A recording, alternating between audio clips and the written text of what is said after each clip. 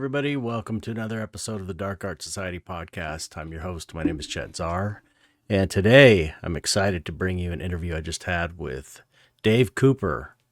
He's really an amazing artist and an early influence of mine when I started painting.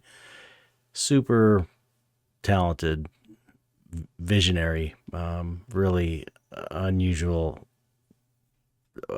vision that I love. Anyway, we just had a really fun, excellent conversation I know you're going to like. Okay, so what is going on with me? I've been painting these little, if you're watching on YouTube, you could see these little 2x3 inch studies because I need to bring a little bit of money in, and I found these little panels I had lying around, and I thought, hey, I'm going to paint a bunch of tiny paintings, and I got a frame to go with it. I found a 2x3 inch frame, so that's kind of fun. So I'm going to be selling those this week at some point. If you're on my Patreon, you get first dibs. All my patrons get first crack at buying everything. If you want to check it out, that's patreon.com/ChetZar, and you can join for as little as $1 a month. That may be changing soon, but for now, it's $1 a month and up. Also, the Dark Art Society Patreon is patreon.com/Dark Art Society. Same deal. You can join as little as $1 a month. If you join at the $5 and above level, you get a 20% off code for, hold on, I wasn't prepared. Oh, shit. Skull Shop. SKULLSHOPPE. This is one of their skulls. Oops. Isn't that amazing? You get 20% off. Anyway, yeah. If you join at the $5 and above level on the Dark Art Society Patreon. People get my Patreons confused, but I have two separate ones. I don't know if that was such a good idea to do, but I did it. I'm stuck with it. Anything else going on? No, just these little paintings. Let's see. Here's one. It's going to be all blurry, though. Wait, let me change the focus. See, if you're not watching on YouTube, you're not seeing... Oh, come on. That won't... I can't get it to work. Anyway. Yeah, that's been it. I've been... just same old grind with me. Nothing new and exciting, really. Getting almost done with these 3 commissions I've been working on. Well, one of them's done. And as soon as I finish these little tiny paintings, I'll go back to that. I'll go back to those last 2 commissions and then move on to the next one and hopefully dig myself out of this art hole. I think that's it, right? Is there anything else? I always forget. I'm never prepared. Anyway, who cares? You don't want to listen to this. You want to listen to the amazing Dave Cooper interview I just did. Super cool guy, super great artist, really fun conversation, and I think you're going to love it. Okay, here we go. Thank you for listening or watching or both.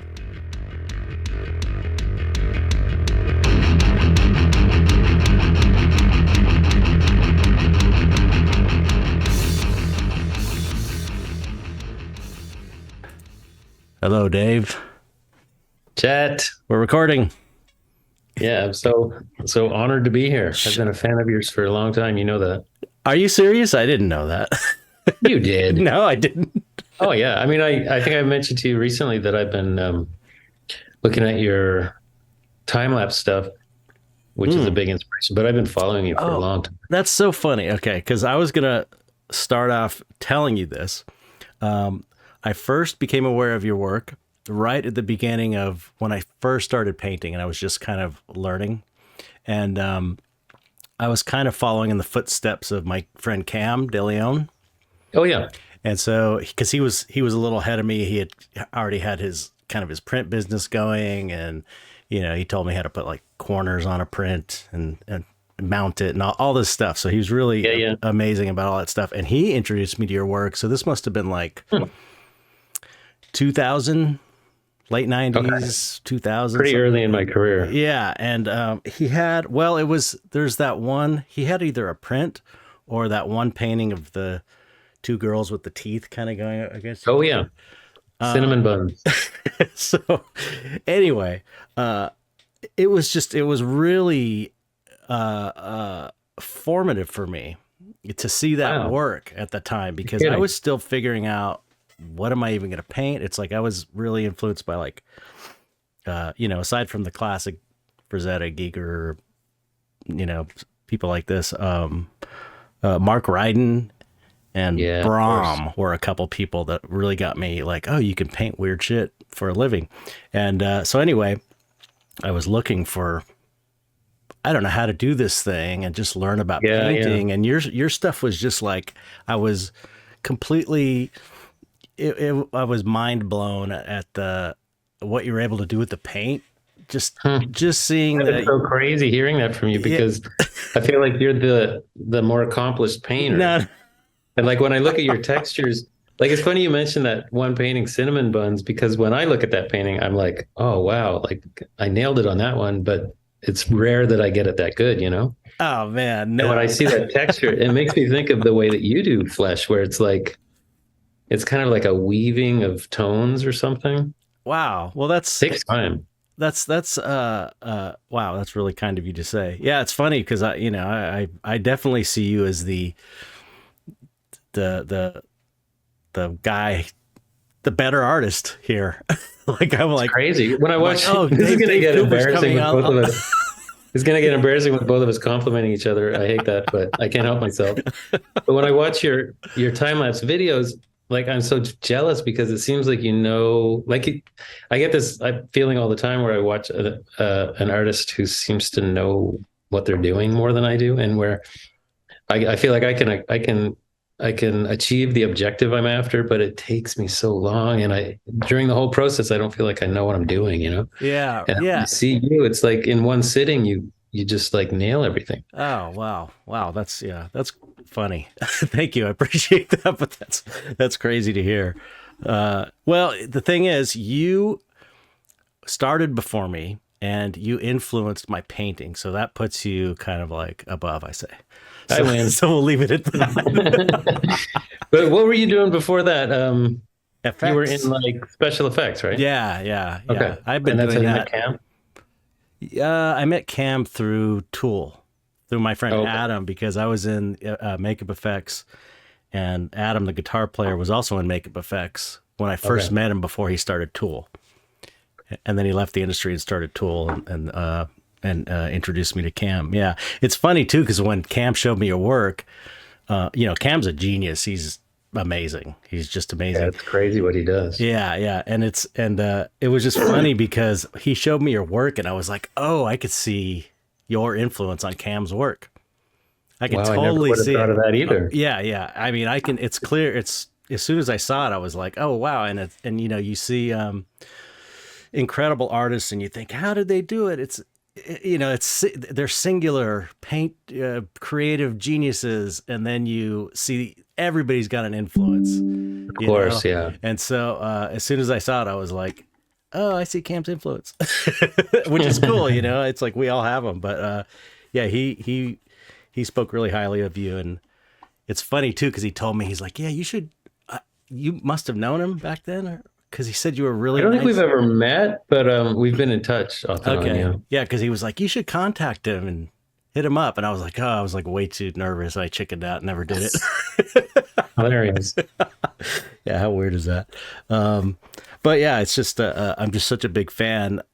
And I relate to you saying you don't know what you're doing when you Really? paint. Yeah, because it's like, I feel like at this point, I know I can pull it off. I know I can pull it off if I work with it long enough. Right.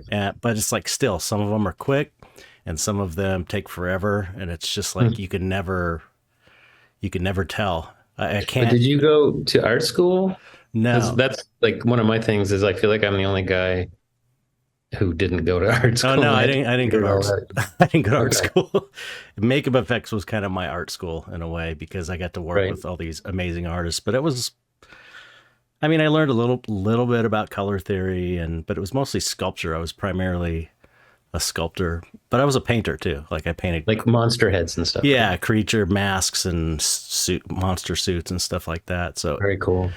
yeah, it was a great education, but I wish I'd gone to art school. I mean, don't you think back and think, I do. Yeah. I mean, like I'm kind of two minds because I feel like I wouldn't have necessarily developed all these weird techniques that I right? kind of love now because I've just completely made it up on my own. Like Yeah, I can't I've always believe had that. this thing in my personality where if someone tells me how to do something, I like kind of recoil from that. You know, it's like I'm gonna figure it out on my own. It's like super childish, but it got me to where I am and I like where I am. So I feel like, and the other thing is like going to art school, I never would have succeeded. Like I was such a terrible student.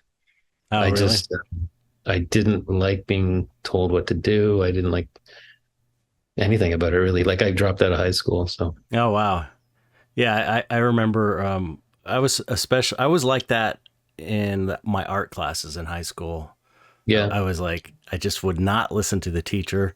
She would tell me about primary mixing, uh, how to mix colors, and it's like I was using black, and she was like, you got to use the opposite color on the color wheel, and I was like, no, I just wouldn't wouldn't do it. And of course, I did. You know, as I became a painter, I'm like, oh, okay, I see what she was right. I should have listened yeah. to her, but I just couldn't. You know, Yeah, it's funny when I learn a tech or when I invent a technique for myself. And then like years later, I see some kind of thing on Instagram. It's like, oh, okay, they already knew about that hundreds of years ago. But you know, I had to come to it myself. yeah, yeah, yeah. I don't think that's super uncommon with artists. I think you have to have like a certain Right. amount of kind of, I don't know, self determination. Uh, Stubbornness. yeah, and just to be able to learn it because it's hard to learn. Um, and I think that's why I don't know. So many people give up because it's difficult. You know, you gotta, especially in the beginning, you gotta push through, and or at least Yeah, that's I how feel it like was for me. you have to be pretty obsessed. Like Yeah.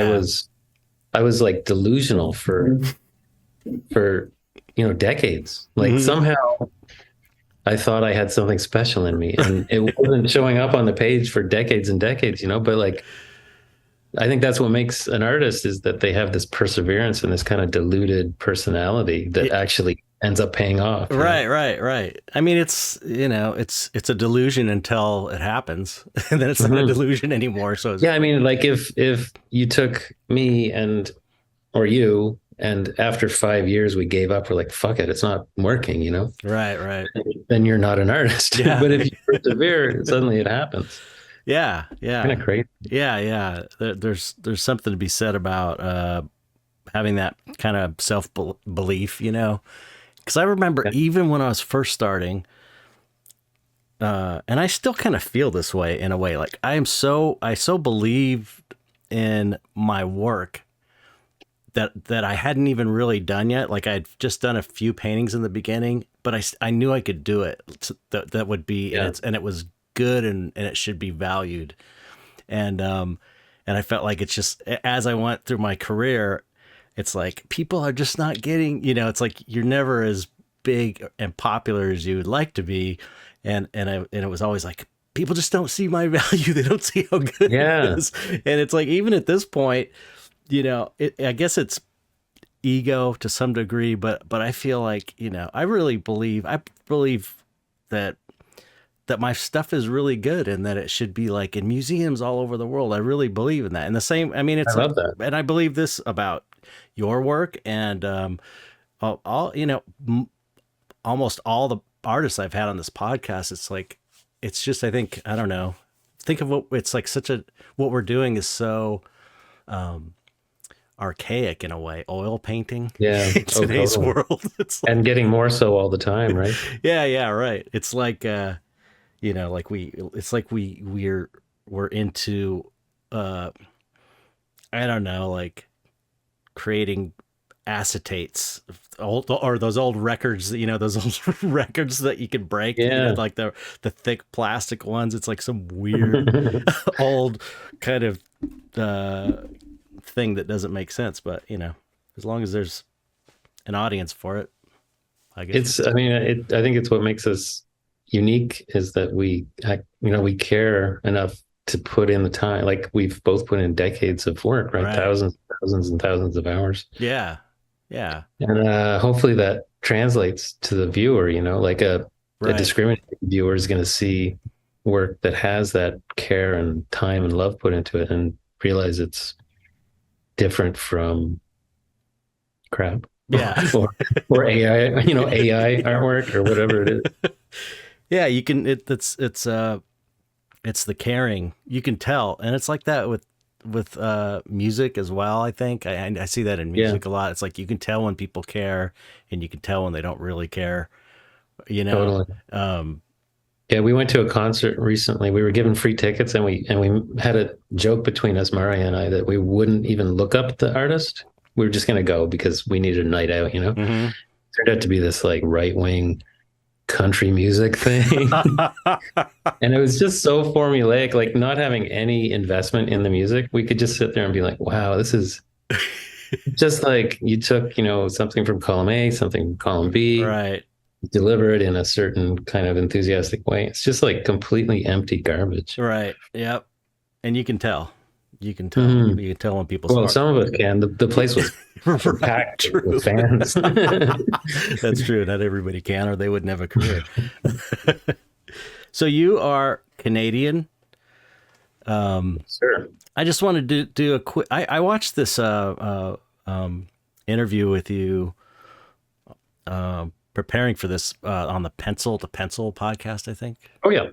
And that was a really good Oh yeah. Thanks. interview and like a good overview of kind of like your growing up. So I don't want to focus too much on that. I'm going to maybe link that so people Yeah. Whatever. can Whatever see you want to that. talk But I do, because I mean, you've done so much in your career so far. It's pretty incredible.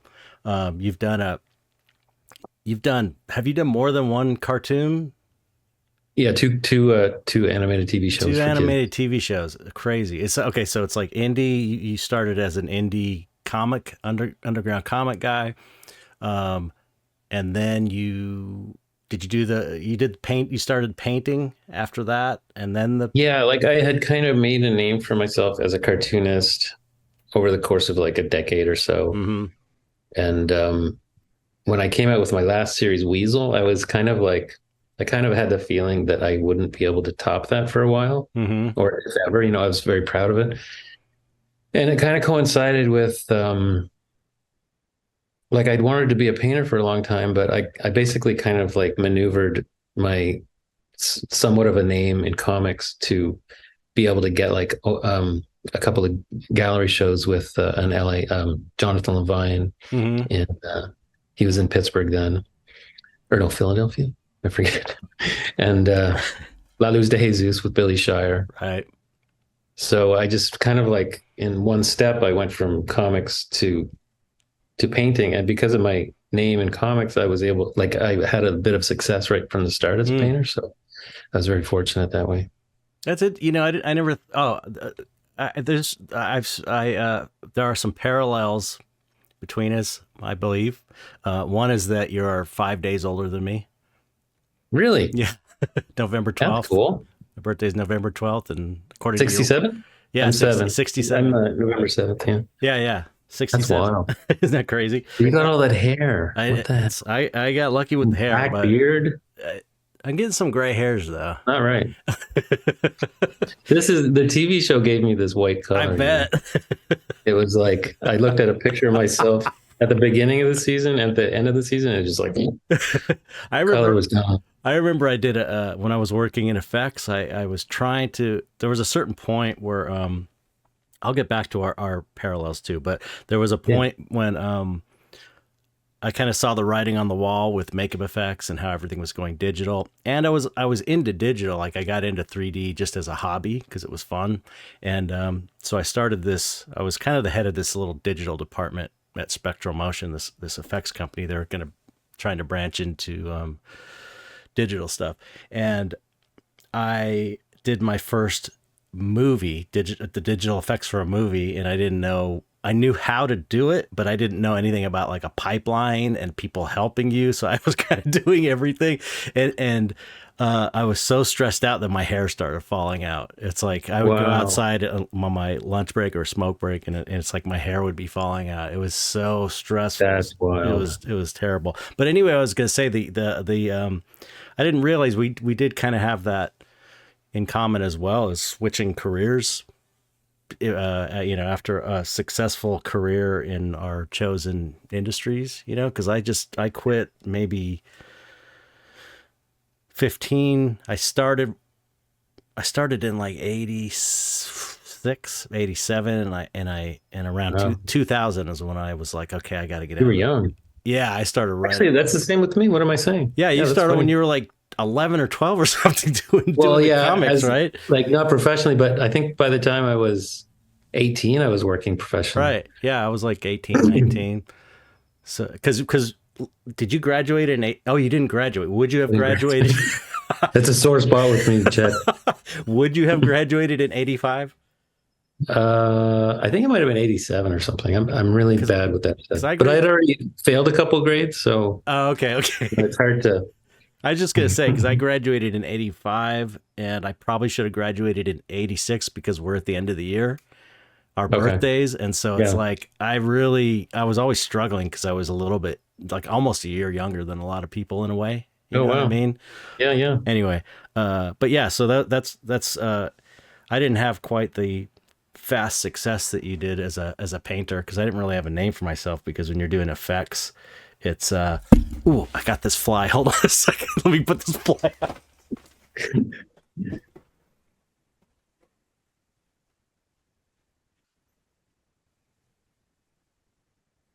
What a cool studio. Those little bottles of ink. Okay, I'm back. This is becoming like a running joke on the show. This is like the third time I've done it.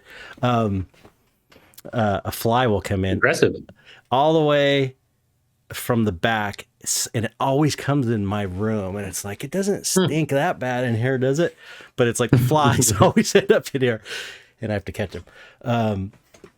So anyway, what was I saying? I didn't have success quite as fast as you because I didn't really have a name. Like I had a reputation. I wouldn't know. Like that takes balls to start without some. Like I don't know if I would have ever had the balls to or the confidence to approach a gallery. Unless I already had some sort of something to offer. Yeah. Well, let's see. I mean, I was like 2000, year 2000. I remember because I was working on Planet of the Apes, and I was in the trailer. Which one? The Tim Burton. The Tim Burton. Okay. The terrible ones. And I was in the trailer, and I was like, okay, if I can. I was getting really into Beksinski and all these artists, and I was like, man, I want to paint so bad. I want to do this, and I painted a little painting just with acrylic paints, the stuff that we were repairing Gorilla gloves with. I was like repairing Gorilla gloves in between shots, for some big fight scene. But I was like, if I can paint, I'll do this, and I did it, and I painted. And I was like, oh, I painted a cool little painting. It looked pretty good, and so I was kind of doing it. If I worked in effects I didn't leave for 7 years. The first 7 years I was doing both. I was doing like the day job in effects, and then that's smart. And then there was like Cannibal Flower. I don't know if you heard of Cannibal Flower, but that was like an LA monthly group show that they would kind of take anybody. Oh, okay. What gallery? It was like at a warehouse. It was like a weird art party, But all the galleries went there, like Think Space, Gary at Copro. Yep. Gary really likes you too. He told me. I like Gary. He told me. I told him. I just showed at his gallery recently again for the first time in years. Oh, really? For what? Just one piece, like a group show, Blab group show. Oh, I think I was in that too. I didn't go to it though. I was at the opening. You were at the opening? Yeah, I went down for it. Oh my God. Shit, if I would have known that, I definitely would have gone. Next time. Next time, tell me. Are you in next year's? Yeah, in the fall. Or this year, yeah. Yeah, I'm supposed to put. Like I haven't started yet, but I definitely haven't either. Yeah, I got a piece of that. I haven't made it yet though. So anyway, yeah, so that's how I did it. So you kind of had success right out of the gate because of your name in Yeah. comics. Like it was shocking to me, really. You didn't expect it? Not really. I mean, I was just like pleasantly surprised, like, oh, this doesn't seem like, This what is I easy. What are they heard talking about? The about. star struggling artist. Yeah. Like my first show, I think, was at Jonathan Levine, and I think we sold everything. And I was just like, Wow, that must have been amazing. it gives you so much confidence, and then you just like pour that back into the work. And then I had a show at Billy, and like I could be seeing things with like rose-colored glasses, but I seem to remember it was pretty close to selling out that one too. And then Jonathan expanded into this much bigger gallery in West Chelsea in New York City, and that one did really well. And then again to LA, and that did really well because Wow. he had like created that big space, Billy Shire Fine Arts. Oh yeah, that didn't So last too long. I was like on the top of the world. I was so happy. I was making. I think the last show I did with Billy, I made these huge paintings. Everything was big. Everything was kind of pricey, and it was just like, wow, this is so amazing. Like I'm going in this trajectory, And then the recession hit, like Hmm. a couple of weeks before the opening, and it was a dud. Like Oh I was, man. because I was sort of living as though I could depend on this money. Hmm. And then it's like, oh wow, it was a shock, like a splash of ice in your face. Right. Reality hits you in the face. I'll never forget that opening. Then the day before the opening, Patricia Arquette, who's like one of my biggest Hollywood um, crushes, came Hmm. to the gallery because she wasn't going to be able to be there for the opening. Oh So she wow. wanted to go and see it. So I like walked her through it and everything, which is a thrill. Yeah. I get into my car and I go back to the hotel, and there's that Alicia Keys song playing on the radio in the car. Anyway, some kind of like high adrenaline song. I'm just like, woo, I'm like on the top of the world. And then on the opening, it's like there were no red dots. I was just like, oh fuck, Yeah. Wow. everything turned on a dime. But you hung in there. What did you Yeah, do? I What took did a you do couple years after off. that? Oh, really? Um, How'd you make I mean, money I for just this? kind of had my tail between my legs, and I don't even remember. Maybe I was doing like commissions for people off and on, Hmm. but just kind of like coasting and trying to be as smart with my money as possible. Right. And I don't think it was until 2010 that I had another show, and that was at Billy Jonathan Levine, and it did pretty well, but it was like smaller pieces. Hmm. But during that 3 years, I was pushing pretty hard to get into animation because I thought, well, maybe that industry is going to be doing better than fine art, which is based on everybody. Like all the buyers have to be feeling very confident Right. financially to want to buy art. And so that's when I kind of made that switch and had a bunch of luck in that industry as well. So how are you focusing? How are you focusing on what did you do to try and get into animation? Well, like basically before I made this decision, I would occasionally get like invites from studios, like, would you like to pitch something, or can we That's pretty can cool. we option this or that? And I would sort of always be like, no, I'm a painter, I'm a fine artist. So, so basically, when I was terrified after the recession, the first two calls that came, I just was like, yes, let's do it, and I focused very intently on trying to satisfy these clients. One was Nickelodeon, and the other one was a independent producer named Michelle Melanson, Hmm. and so they both took years. Like I think they both might have taken about 4 years of me like trying to convince them, like that this work is Oh good, and wow. Okay. them giving notes and back and forth, during the option or the development period. Right. But you're getting And paid for that, right? When they not option. really. Like No. they give you an option fee, which in the beginning sounds amazing. You're like, yay, $30,000 or Hmm. whatever. But then after 4 years, Yeah, I think shit. you're like, wait a minute. So one of the weirdest things was that both of those shows got picked up right around the same time. Oh wow. So so I had to make a decision, and Nickelodeon insisted on exclusivity. So I had to go to the other show and say, look, I know I've been developing the show with you, but I'm not going to be able to help with production anymore. And the extra weird part was that the production where I wasn't allowed to help was in my hometown. Like Oh, the animation company was based in Ottawa. that's so weird. So I'm flying to Nickelodeon like a couple times a month sometimes, like getting completely fatigued and working my butt off. But I can't drive 5 minutes away and Right. this other project or else I get in trouble. Weird few years. Yeah. So yeah, because I always, I've always had a dream of doing like a movie or animation project or something with kind of with my work. So I Yeah. mean, that's another amazing accomplishment you've had. Well, I feel like I mean, have you ever considered sort of going back into film, but as like this sort of um, high tier designer who could sort of art direct the whole film and make it really your own? Yeah, I mean, yeah, kind of, but oh man, the film industry it's so terrible. I mean, I kind of like I would like to direct a movie really or direct a TV.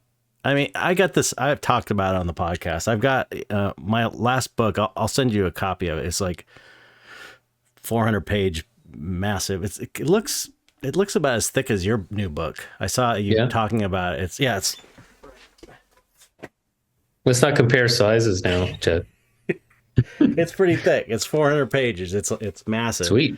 And it's like it kind of mythologizes the characters in all these paintings. Oh, cool. So it's So like it sort of like ties all your work together in a way? yeah. It's like it's almost like a style guide for a movie or a Dungeons and Dragons Wow. monster. I'll send you a copy, and you can check it out. But it's like, of course, I'm thinking like I would love to do like a Love, Death, and Robots style series, and it's like I know it's totally unlikely to happen, but that kind of realistic or kind of like your Eddie Table? Eddie Table short, like that it looks like your paintings, and that's Yeah, I don't what- think it's unrealistic. I think it's a matter of like um sort of orchestrating it correctly. Like a lot of people will start with a little short film and that'll get people's attention and be like, Right. oh, you know what it's doing.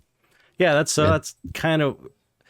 I'm just thinking the only way to do something good is sort of outside of the studio system. Yeah, you're probably right. Because it's such I mean, I see how, like Guillermo was just posting, Guillermo del Toro, who I know owns both of our works.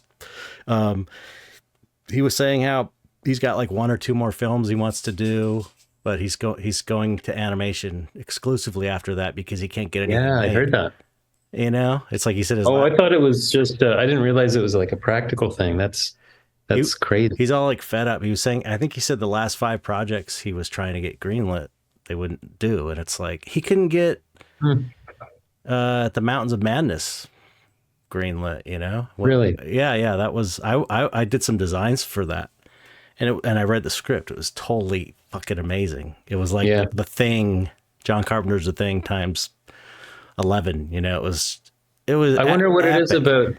what it is about animation features that are easier to get. He said Oh. he said I think in the article he said he felt like they're more willing to take chances and let you be creative Okay. in it. Just the attitude. I think that he felt like there was more opportunity to do weird projects Hmm. in animation. I hope that changes. Hope that shifts. People in film seem so conservative now.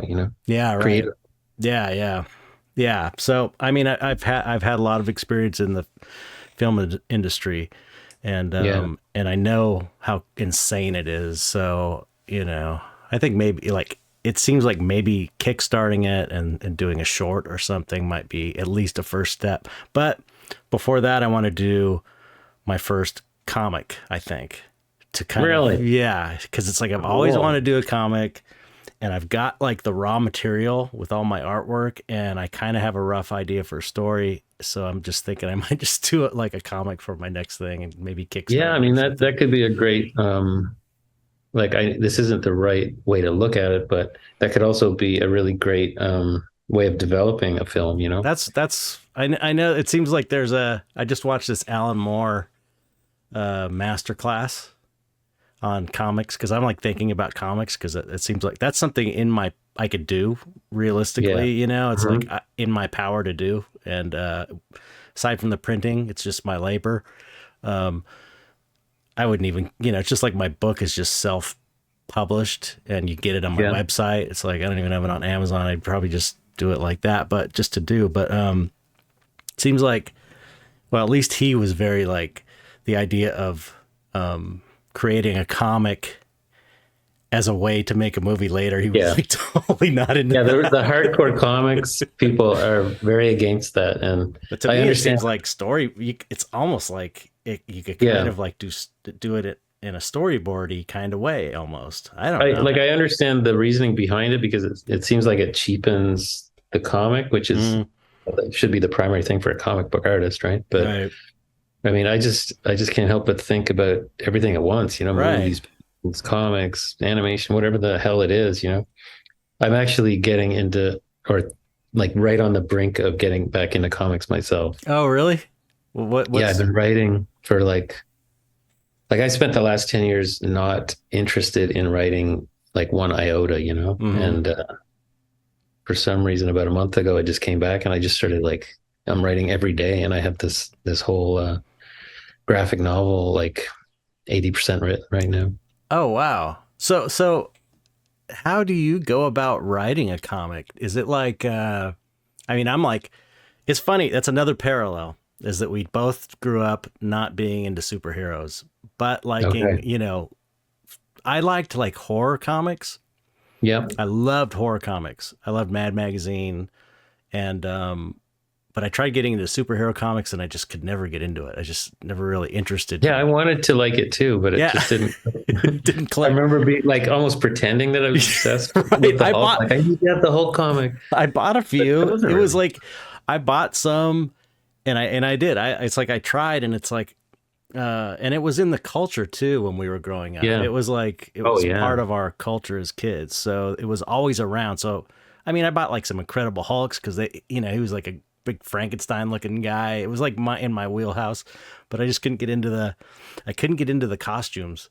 That's what it seemed. Yeah, there's just something about it didn't cool like, guys, it just didn't click. Just was like not like clicking for me. I was a monster. When I saw like Heavy Metal magazine or something, like okay, exactly. You know, this has a lot of potential. Yeah, those were my comic books. Was Heavy Metal. That was like huge. I think it was the drawing style that turned me off of superhero comics. Come to think of it, I've never made this connection before, but it's like Heavy Metal and the children's books that I loved and Crom. They all had this like gritty kind of see look to them, and then it's true. Superheroes are like made out of chrome or something. It's not exciting to me. It definitely is a different style. I never thought about it either. It really is a different style. Like and you know the stuff in Heavy Metal was just like, that's the first time I ever wanted to make a comic, when I was like 12 years old, and I discovered Heavy Metal, and I remember I started making one and I never finished it, but it was like I remember it. I have it in a sketchbook somewhere, and that's the only time I've ever done any kind of comic. And I'm like, I'm gonna get this one day. You gotta post that, man. I know, I gotta find it. It'd be embarrassing, but I know it was like two space guys out on a planet. Like this monster comes up out of the ground and they're running away. That's cool. Yeah, I was drawing comics from probably like 11 or so. But like my memories of falling in love with comics are like uncomfortably entangled with this like guy who was sort of grooming me at the time, this older man. Oh my God. Yeah. So like the first comics I ever did were for him. And the first comic book artists that I ever really loved, like Von Bode and Sergio Aragonés. And yeah, me too. All the Heavy Metal stuff, that was all from him too. So it's like, oh wow, it's a weird thing for me, you know. That's kind of sucks. It's Yeah. I mean, I've come to terms with it all, but it's a strange way to find your obsession in life, you know? right. Well, if that was the price you had to pay to find those artists, you know, as long as long as it didn't do too much emotional damage. But so anyway, I was, when I saw that interview with you, I was kind of like sort of glad to hear that you were not you were not that into superheroes, because I was like, me either. It's like everybody loves the superheroes, and it's like I tried and I really couldn't get into it. But I mean, I loved the EC horror comics. I would find somehow, I don't know how I got my hands on them, but there was like those weird ones in the 70s too. And somehow I never was really exposed to that stuff until as an adult, you know, I saw it in reprints and stuff. yeah, but it was so cool, so cool. And That must have had a big impact on you. oh yeah, major impact. And like I said, and heavy metal was just like, you know, I know you're a big Mobius fan too. Mobius stuff was just he's tops for me. Yeah, incredible. But Even Hayao Miyazaki are probably like my two favorites. Who's that? Hayao Miyazaki, you know, the My Neighbor Totoro, and he's a animator filmmaker. Oh yeah, of course. The I play that stuff for my granddaughters. I got granddaughters. It's so brilliant. Yeah, Just yeah, it's amazing. Have you ever seen his book of I think it's called Nausicaa? No. It's like a graphic novel. It's about that fat, and it's just fucking gorgeous. Like so beautiful, right up there with the boots. Huh. Okay. Yeah, I'll send you a picture of it. Yeah. Okay. I definitely. I remember Adam.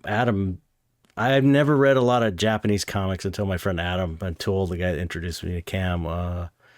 He gave me a couple really good. Oh, Uzumaki. Is that the one with the spiral? Everything's the spiral. Yeah. And I was like, oh my God, this is amazing. So it's like I have experienced a lot of really, I think, good stuff like R. Crumb, and I remember in the 90s I was into, some guy got me into Yummy Fur. Do you remember Yummy Fur? Oh yeah, Chester Brown. Yeah, Chester Brown. It's like those were so good. Yeah, his first collection, Ed the Happy Clown, is one of my favorite graphic novels ever. Yeah, it was like, that was kind of my first real encounter with underground comics, except for like seeing Crumb when I was like 8 or 9. Right. Really graphic. Completely twisted you, right? I was like seeing it, I was like, oh, it felt like, ew, this is weird. I shouldn't be looking at this.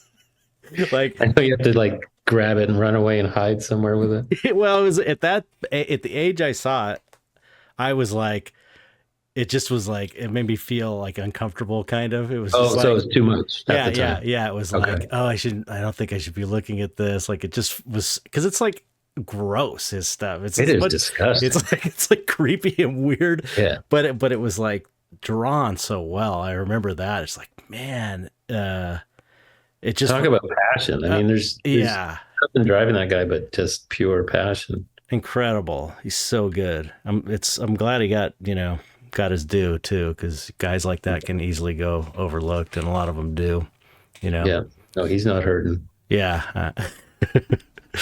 Yeah, that documentary is kind of amazing. The Crumbs. It's like it's up there with one of my favorites. One of my comics is in that documentary. Oh, really? For like 30 seconds. Well, oh, okay. So Crumb's in a comic shop, and the interviewer's like sort of gestures to the rack, and he's like, "What do you think of all this stuff? The kids are making these days." And he picks up one of my comics, and he's like, I can't remember what he says, but it's something sort of disparaging. Oh, really? So that was always, for like a decade, people would ask me how I felt about that, as if I was like traumatized by it. Have you ever met him or anything? No, I never have. Huh. Wow. I try not to meet, like, I've never had the opportunity to meet him, but I kind of like to avoid meeting my real huge hero. Because you don't want to be disappointed. Yeah, I've had a couple disappointments. I wanna, I wanna I know ask you you. want to, I won't put you in that but it's just position. like there's one guy that I was one of my favorites of all time, and after I got to know him, I can't even look at his work anymore. Like I don't Wow. any interest. I don't want to look at it, you know. Wow. Yeah. So Yeah. I think I'm overly sensitive that way, you know. Like if a celebrity turns out to do something horrendous, You it's can't like enjoy the I art just anymore. don't want to watch it anymore. You know? Yeah. Yeah. Yeah. I'm kind of able to. It depends. It depends on the offense, and the artwork as well. It's like it's a I little. think for me, it's also like a time Hmm. thing, you know. Like I can forgive people from 100 years ago, no Right. problem. But if it's yesterday, Yeah. I'm like, geez, that's Yeah. messed up. Yeah. Yeah. Uh, okay. So anyway, where were we? You were we were talking about comics. I don't know. We got off on a tangent. But oh, let's see. Okay, let's get re-grounded here.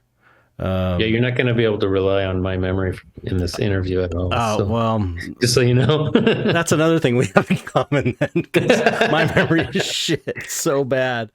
I have a friend who I ask. You know, I've known him since I was 16 or something. If I can't remember something, I ask him, and he has this amazing memory. So it's like I have this extra memory bank in this friend That's of mine. cool. I have the internet, but Yeah. like when I'm writing, like I've noticed it actually that because I've been writing for a month now. Hmm. Um, that takes so much concentration, you know, like Yeah. to really write a long piece and be able to keep track of all the various art, you know, story arcs and little Yeah. detail. It's like a real challenge for me. It's yeah, I can imagine. It's like it's something it's something I've always wanted to do and never done it, and I'm like, I don't know, is this crazy to even try? I think you're going to have a lot of fun with it. It seems like it would be One so of the things you have to fun. dive in and you have to focus and forget everything else. And it's Right. like torture for a really long time. And then you like sort of, whoa, you know, it starts to like make sense. Sounds like Things start. sounds like painting. It sounds Yeah, exactly like exactly. painting. It's any creative thing. It just Right. seems like insurmountable until you kind of break through the surface. And then it's like, oh, I can't get enough of this. You know, instead of a chore, it's like this really enjoyable pastime. Right. Yeah. Yeah. So I am going to try it. We'll see if it's successful or not. But I definitely am going to try it. I'm just trying to get everything. I owe so much stuff for my dystopia, my book Kickstarter. Oh, yeah. Still 5 years, coming up on 6 years. I'm still delivering the things. Yeah. I fucked it up, but I'm delivering. And then like I got behind on commission work, and it's like I took the year off of I have a solo show every year at Copper, and I took it off to get all this stuff done. Solo show a year. That's a lot, man. Yeah, I used to do 2 solo shows a year. Holy crap. I I was think at the fastest, I was probably one every year and a half. I was just so like at the point I left FX, I was so desperate to get out, and it seemed impossible because the money's pretty good in FX, and it's Yeah. like I don't know how to do anything else. So I was just like desperately clawing my way out of that business because I wasn't happy in that in there anymore, and so I pushed so hard for just constantly grinding it. It was I don't even know how I did it, to be honest. It was insane. Right on. Yeah, But I don't think people realize how hard it is to step away from a lucrative right. job Golden and step handcuffs. into like complete uncertainty. That's about the most noble thing you can do, you know, as an artist. Yeah, and I got to credit my wife, man, because it's like we didn't have savings or anything. It was just Wow. like I had 7 years of building an audience, and I was selling stuff, but not enough to live on. And then I got laid off, and it's like I don't even know if I would have had the courage to quit on my own. Maybe if I got more successful, but at that point, it was like, okay, I got laid off from a job I thought I was guaranteed. I didn't think I was going to get laid off. I was kind of like a permanent member there. I'd been there 5 years, and I got laid off, and it was like, okay, I can make a go at this, or I can go look for another effects job. And I Right. just fucking did it. It was insane. It's so But crazy. your wife was behind you. Yeah. It's awesome. Yeah. And we just bought a house. Holy. It was like, I can't believe. I mean, I guess she believes in me. You know, it's like she because it was not a practical decision, but Yeah. Well, that's kind of like that thing I was talking about earlier, where you're as an artist, you have to be sort of deluded for a yeah, long time. right. But the people around you, they kind of see that hope, that promise in you, you Mm-hmm. know, Right. like some of them do anyway. Yeah, So yeah. that's incredible. Hopefully the ones that matter see it. You know. It kind of lifts you up. Yeah, for sure. But that's part of the reason I think I ended up becoming kind of a fast painter is because I put myself in a position to be in any show that would have me and Yeah. overcommit myself, and so I just had to grind and paint and paint and paint and paint, and Smart. it's so it was like, you know, since because I was 33 when I made the decision to just start painting, so and I hadn't even really, I just only dabbled up to that. Amazing. So it kind of was like I forced myself to have to paint a ton, and Right. you know, yeah, and it all. Right. When I started my comic series Weasel, I kind of gave myself um, the chore of like make sure every painting was an oil painting, and that was like my only steady reason to keep painting. You know? You that comic every panel. Yeah. Weasel. Every like there were 5 issues, and each cover was a like a big oil painting. Oh, It's just okay. I thought you way meant to sort of every like, panel and there was no painting. no, no, God, that'd be a nightmare.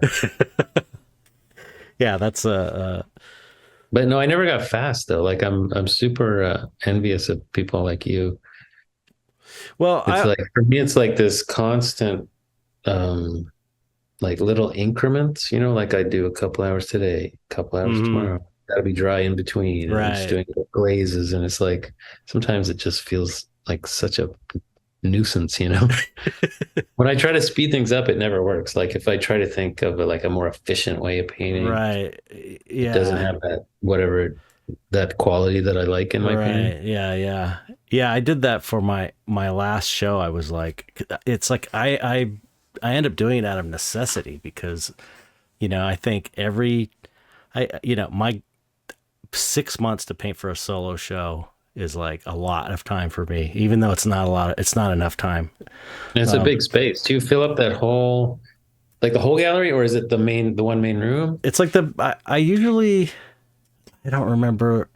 I usually do like 15 pieces, Wow. you know, but they're not huge. You do a lot bigger pieces than me, but again, it's for practicality's sake. It's like I have to sell, and it's easier to sell smaller pieces. So I'll do like the last one I did. I think the last one I only did all 11 by 14s, but before that I did a bunch of, I don't know, 24 by 36s. I did a couple of those, and 24 by 30 range. But the last show I did, I gave myself 6 months, and then all of a sudden it was 3 months before the show, which usually it always happens. Like I always 3 months before, I'm like, okay, I can't wait any longer. I keep putting it off, and Yeah. I'm trying, and it's always because I have to keep making money. You know, Wow. it's always the case with me, and so I was like, okay, I'm gonna do all the prep work early. Like I'm gonna set everything up in Photoshop and kind of Yeah. photo bash some backgrounds and hand paint it all to like I did studies. I do these little, not this, these are like tiny paintings I'm trying to Yeah. sell this week, but like 5 by 7. Yeah. I've seen those. Yeah. So I usually do a study there, and so I did studies to get the idea, just kind of like loose playing around, and then I scan those, put them into Photoshop, and then I compose them better. Hmm. 11 by 14, kind of photo bash some backgrounds, and I got it totally like finished, which I've never done before. Then when I painted them, each one took like 3 days, 2 or 3 days. It was Wow. crazy. So I was like, Holy shit. but it was so very technical. Yeah. It was like paint by numbers almost. Like I Yeah, projected them. I've never been able to do the color study thing for some Hmm. reason. I just can't bring myself to do it. I know it took me Like forever to get in the habit of doing them, but it's now, like the yeah, improvisation I on the know. main piece is like the for some reason it feels like really important to me. I don't even know if it really is That's important, well, but I think it can be for sure, depending on the artist, and I feel like that that's something I give up for right. the sake of like efficiency in a way. Yeah, And all that my makes a ton of sense. all my creative playtime is when I do the study and when Yeah, I don't always mock things up in Photoshop. Usually it's a study and then I just paint the big thing. But I used to hate doing studies because I just wanted to paint the thing, but I kept getting like painting myself in a corner, so to speak, and having things not totally right. And then I'd have to like yeah, yeah. add something else to balance it out because Right. something was too far over. Yeah, that's a terrible feeling, And especially with a deadline. yeah. And it just kept, it was just like, I did that enough times where I'm like, okay, I'm going to at least figure out like a rough comp. And then I should probably try that. I realized I could sell them. And it was like, Oh, there you go. galleries don't want to sell them because they're too cheap. They're too inexpensive to sell through galleries, really. So it's like I'm not stepping on Gary's toes or anything, and I could sell them directly. And it's enough money to where it's like you're making a good hourly wage if you Yeah, kind of do these small paintings. So it's kind of like and then it make you feel like justified doing it. You can kind of like right, relax, right. and paint them, right? Yeah, and I know I can make, I'll be able to pay my mortgage if I do these studies and then I can use That's them. cool. So it's like it makes sense, but you lose that I don't know, the Spontaneity. spontaneity and improvisational I mean, aspect. I do a similar thing where my studies are line drawings. Mm-hmm. It's the color part that I don't do the studies for, Okay. and that's the part that is like sometimes it goes totally wrong, you know? Like when I'm improvising on the piece and it goes right, I'm like, oh, fuck yeah, this is amazing. Yeah. Sometimes there's a part of the painting that is taking up like 80% of your time because it's never working. You're Right. always like redoing it and then having to sort of like reharmonize the colors around it because you Right. changed it so much. And so it can get like a black hole, you know? Right. I would love to be able to avoid that, but I don't know. I, I, It's working for you if you don't have to. If you don't have, you know, if it ain't it's just broke. a huge waste of time sometimes, you know? Yeah. That's the thing that keeps bothering me. Yeah. I remember I've also one there's so much about your painting that I love, but one thing is that you paint in these like a lighter like in lighter values. Like I tend to go like too contrasty. I feel like I'll hit really bright white and really dark black. It's like I have to Right. keep myself from going there. And I like that yours are all kind of in these I don't know, this lighter value gamut. Interesting. Yeah. And I love it. I love that quality of it. I don't know. Thanks. There's something about it that like I haven't really mastered that kind of painting like that. I always like, I don't know. It's like, again, since I don't know what I'm doing in the same way that you don't, that we didn't go to art school, it's like I kind of just keep messing with it until it looks right. Yeah. And that ends up. I mean, like, I admire the drama of guys like you, and I try to do that sometimes, and then I end up sort of painting it out because it just doesn't fit my personality. yeah, Somehow. yeah. So then I end up kind of trying to accomplish that drama with like what you're talking about, I guess, is like the light areas that have sort of optical blending happening. yeah. And so that seems to be what turns me on in the moment. Yeah, Whenever I try to do, like if I ever try to do something super dark and like super light, it's just it starts that way and it never ends up that way. I like the other thing I love about your stuff is you've got like these soft edges. I don't know. There's like when I first saw your work, the thing that really there's a lot of things I really liked about it, but the characters are just like hilarious too. They're so fucking weird. They're so weird.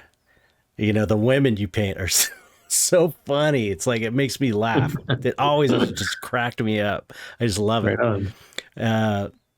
But I like that when I was learning early on too, it was like all about, I don't know, all the great painter, all the really good painters was like, Sargent and you get that one stroke and you step back and it Right. looks right and it's all loose. And it was like, that was never a way it never came natural to me. So to see guys like you who were painting like really tight, but still had these soft edges, but Yeah. very detailed, and it's like it didn't look cartoony. It looked realistic still, even though it was Right. highly detailed. And it was kind of like I felt like I had permission from guys like you and Cam as well that I can. It's okay to paint to lean into your natural feeling of how you paint. You know what I mean? Right. So Yeah, I mean, I love the confidence of people like Sargent, and like, I'd love to be able to do that, but it's just not like I'm not capable of it. So then I'll look at work that has, like, I kind of gravitate towards artists that I feel like I can ape a little bit, mhm. like something about them. I'm like, oh, I could do that, and like I sort of take that and apply it to my characters and whatever like individual unique vision that I might have. Yeah. And then you just kind of you're left with the skills that you're capable of. Right. And then that creates a kind of like a mix of techniques and styles. The soft thing is definitely goes back to like Ryden, Right. who was like my top guy for such a long time. Yeah, me too. Yeah. I would look at those soft, dreamy, like hazy edges and just be like, oh God, how does he do it? I have no clue because I was such a friggin' troglodyte, Yeah. and I would try to do it and I'd be like, fucking do it again. Kind of like, maybe he does this, maybe he does that, and like try to soften it and go. And I was just like, spending so much time trying to get this thing and I wasn't even getting it right, but it's like, okay, good enough. Like, try again next time, Yeah, he's like that too in that way, like where it's like he does a lot of precision, and detail, but it's not like, I don't know, doesn't feel overpainted in a way, it's still, I don't know. It's like he's it's always like pitch perfect. Yeah, yeah. He was definitely one of the, maybe, I don't know, maybe the biggest artist to get me to start painting. Yeah. At the time. He was easily the one for me, for sure. Yeah. I can't even tell you what painting it was. It was like the illustrator's directory handbook or whatever, like, the annual thing that the illustration organization put out. Right. And there's one painting of like a doctor inspecting this like turnip on that's the operation table, and I was just like you've just defined the next 20 years of my life. Yeah, right. I had a CD-ROM. Did you have a CD-ROM? Oh yeah, I had that 9, right? Jake's wasn't Cam involved in that in some way? I don't know. I don't remember if he was. Yeah, that thing was crazy. I didn't even play it. I would just sort of like go in and look at it. Was so cool. It was so cool, especially, an artist with such a unique voice gets his own CD-ROM too. That was amazing. So well, he's kind of the master of getting really cool gigs like that. Right. There's the Barbie thing recently. The what thing? Did you see that? Barbie. Oh yeah, I went to that opening. Okay. Yeah. And then dressed in pink. There was the opera that he did all the designs for. It's like, do you see that? It was like whipped cream or something. Yeah. Yeah, it's amazing. It's like, that's the career I want. I want to get being so huge that like the craziest people come to you and ask you to do insane things. Yeah, it's like nobody asked me to do shit. And that's not true. But I'm not getting opportunities like that. Yeah. That was, I had. That's actually when I came to my wife, and I showed her the Mark Ryden book. Anima Mundi, maybe is what it was called. Yeah. The black one. And I was showing her, and I was like, I want to be a painter, you know. And I was showing her. She's like, looks at her stuff. She's like, you could do this kind of thing. That's what she gave me the go ahead. But yeah, he was huge, and I did. I'm sure you've met him. Have you met him? Yeah, briefly. Yeah. Yeah, same here. He's nice. He's a really cool guy. Oh, yeah. When I met him, Very, very humble. yeah, known for being a nice guy. So there's one hero that wasn't a jerk. Yeah, exactly. I got to see his Creatrix. Have you seen that in person? The Creatrix was just huge. Oh yeah, okay. The sculpture. Nah, Nope. it's like a woman. It's like a girl, and she's got a dress, and it's got like all these layers and like a Right. Like a like a yeah. cabinet of curiosities. And it was like, yeah, and there's all these like amoebas and weird little. It was just so cool to see that thing in person. I've seen a lot of his stuff in person though. It's really amazing. Did you? I remember the first San Diego that I went to in what, like, I don't even know what year it was, but it was the first time I met anybody, and I seemed to meet everybody on that weekend. It, like, At Comic-Con? yeah, all my current friends in comics and painting and all that. So one night I go out to dinner with Mark Ryden and Coop. Oh, really? I'm basically just like shitting my pants, you know, like I don't even feel like I'm like, you know, I'm just nervous, you know. But I remember Mark he'd done the con, and he was flipping through this book of like antique like undersea creatures and stuff like that. And just like marveling at the beautiful illustrations and stuff. So in my imagination, I'm thinking like I was there when he got to, you know, discover all that stuff. I'm sure he already knew all about it, but for me, it's like this, I got to witness history, you know? Yeah, that's amazing. So you getting back to your animation career. So I think I forget how long it kind of, you were totally focused on these animation. Yeah. So it was like 4 years of development, and then they finally picked it up. They picked it up like about a week after I had said to my partner, I'm fucking done. Like, if they don't pick it up soon, I'm out of here. This is ridiculous. You know, 4 years. Yeah.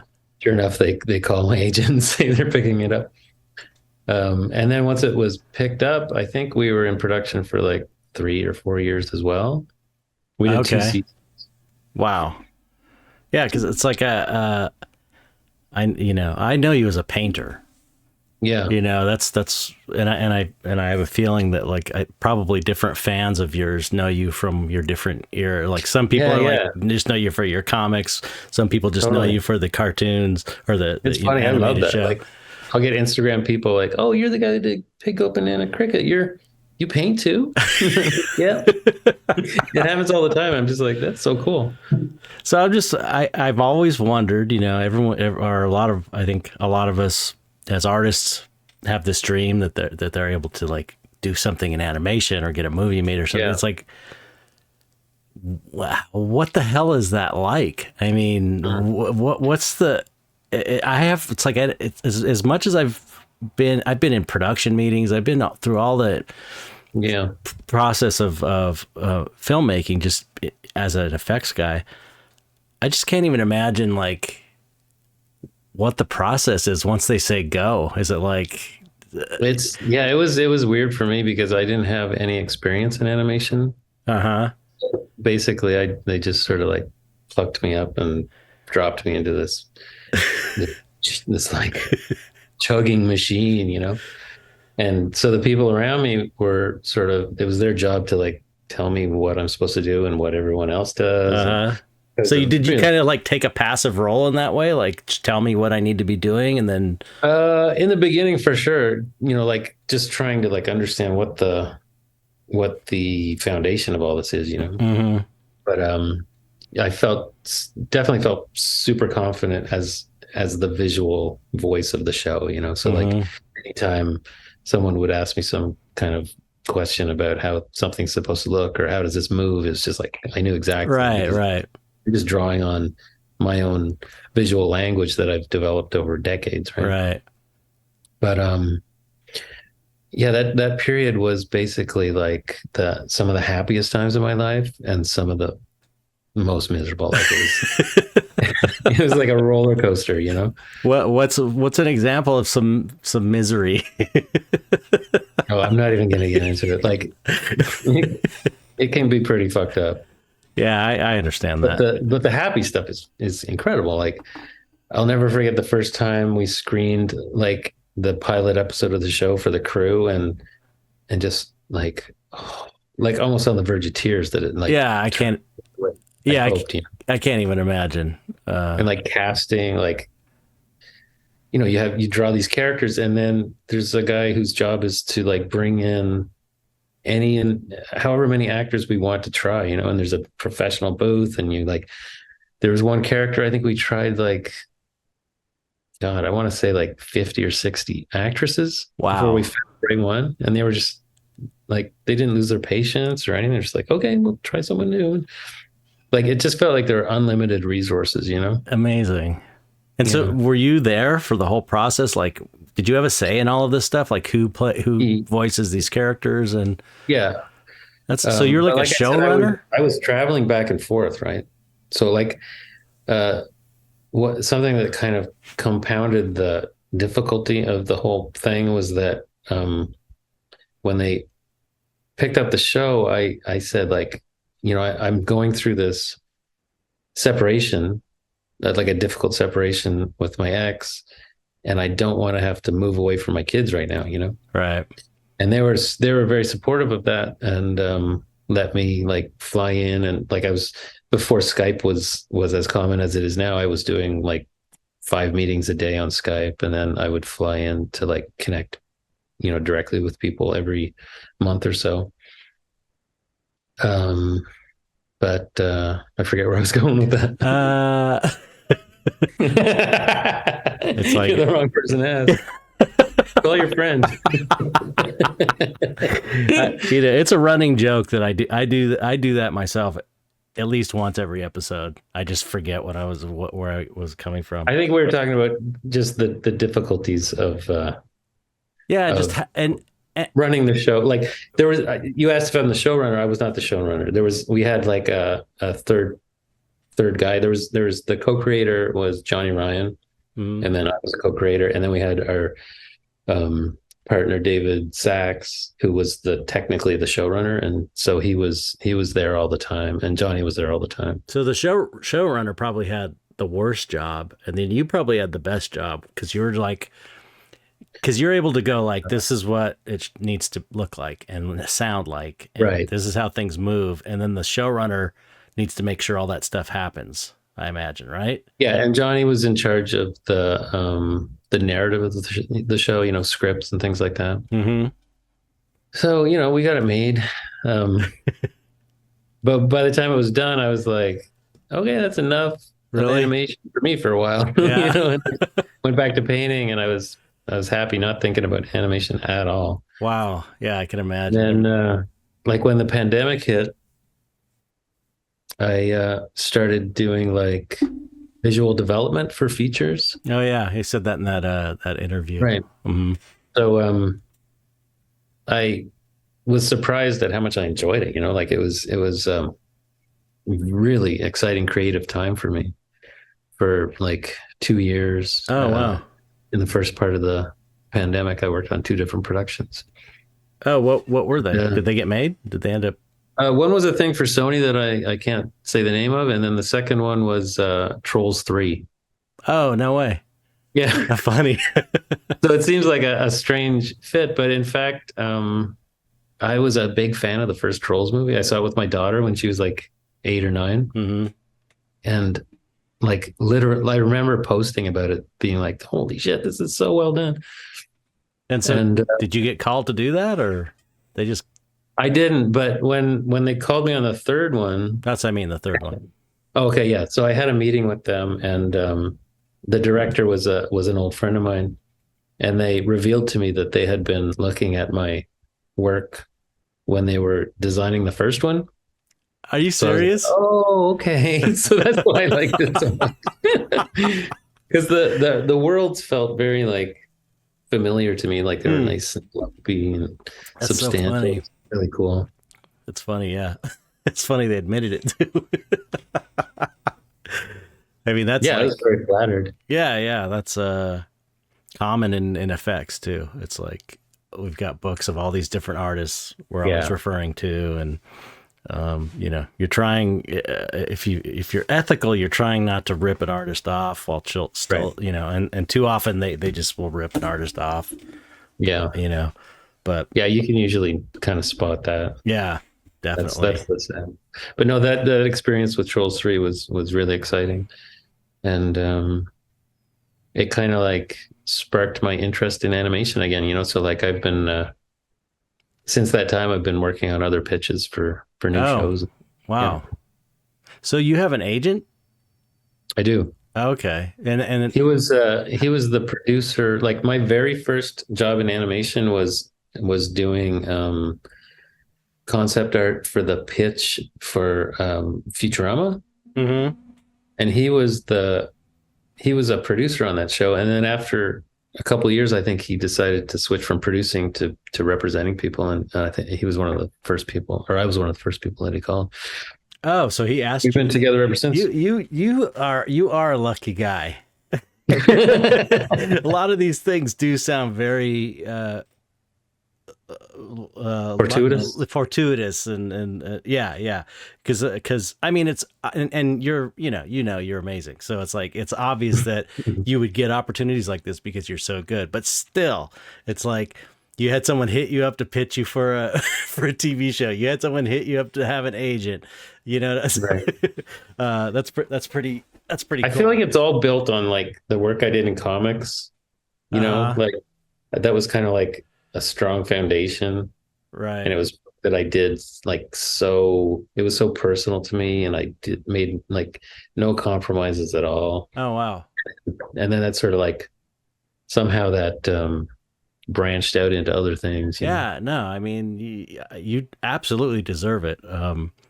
But there's a lot of artists that are really good that probably would deserve it too, that don't get calls, you know what I'm saying? Totally, it's like yeah. I interview so many amazing artists on this show, and a lot of them are like, you know, living hand to mouth, and they just haven't had that luck, you know, because there is a certain amount of luck, you know. I mean, there's times that I feel like a lot of guilt for it, you know. Really? Like during the pandemic, when I had these two really lucrative jobs, and I was just like basically holed up in my house, not with a worry in the world, you know.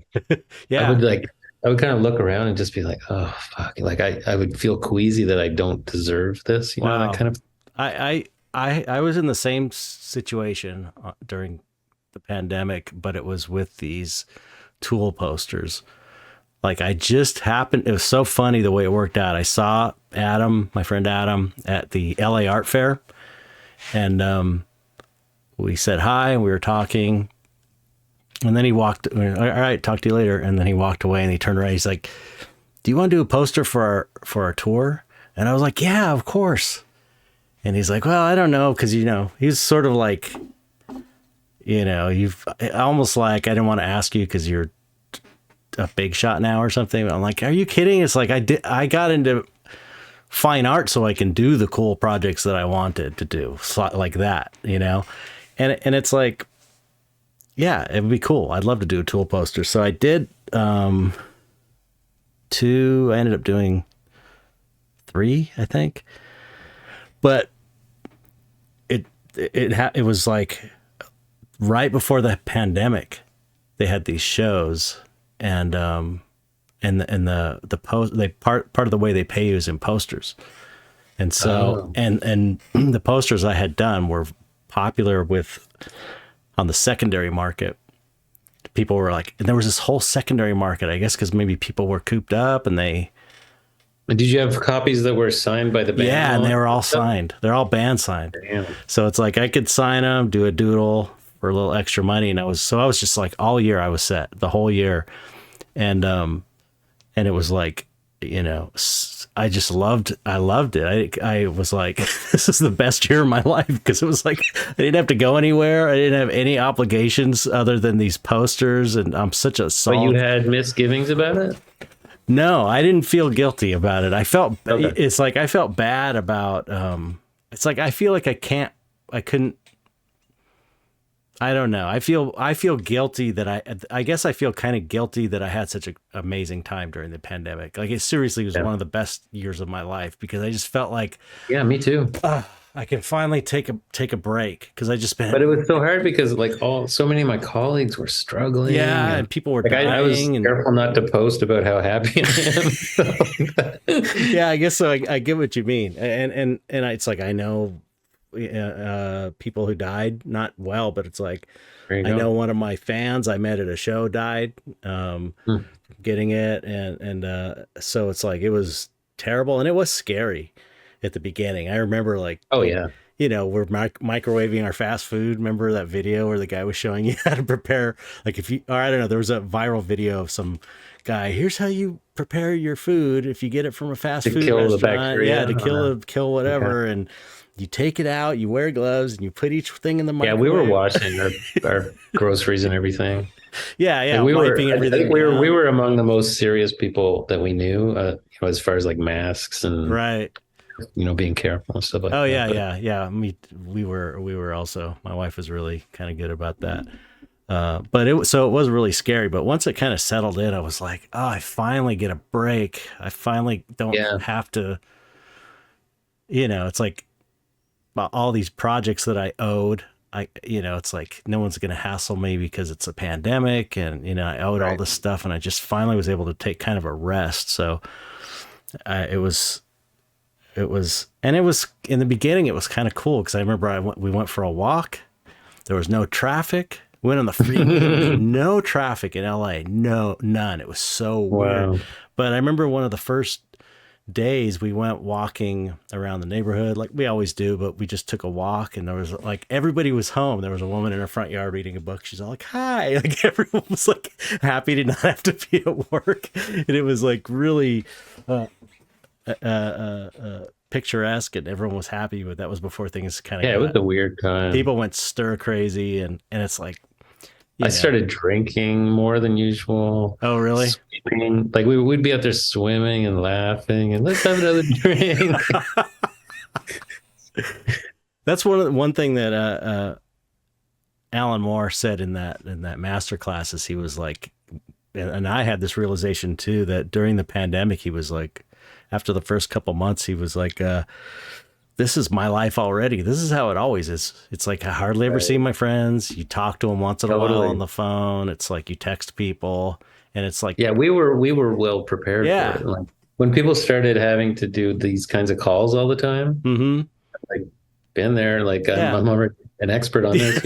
exactly. This Yeah, we're having to spend all the time, all our time in our house. I'm like, is that's my life for the last 30 years. yeah, artists are like were especially prepared for it. It was like this is normal for us, and then other people were like, how can you stand it? I gotta get out. I gotta go to a show. I gotta do this. And I'm like, I feel Yeah, one of the biggest things for me as far as going out was that we used to eat out way too much. mm-hmm. So we had to learn to we didn't eat out at all for the whole Yeah. time. So we were just like improving our cooking skills, and it got really good, like I make a good pizza now. Mario makes really good pho. It's like Yeah, I see on positive thing. on your Instagram, you post a lot of food pics. I can see it. More than art, probably. So okay, after the animation, you were like, you got back into painting. So it's like you took a break from painting and you started painting again. Did you start having solo shows again, or was it like group shows or commission? It was all private buyers. Oh, okay. Oh, you know what? I arranged to have a show in Paris like 5 years ago, and it still hasn't happened. Oh, because- really? Is this Yeah, because for the first of all, because the giant painting you did? Is this for that? Oh no, that was Spain. Oh, okay. I did this really nice big commission right when we bought the house, so that was helping a lot with like concerns and worries about Cool. about finances. But yeah, that was like a big 13-foot wide Yeah, oil it's paint. insane. It's so insane. I don't, Thanks. But no, Murray and I were in France for a festival in Aix-en-Provence, and there's this gallerist in Paris that had been buying my work for years, and he asked us to come visit him, and he offered me this show in Paris, and I was like, yeah, right on, like I'll do that in the next year and a half. We'll do that, soon.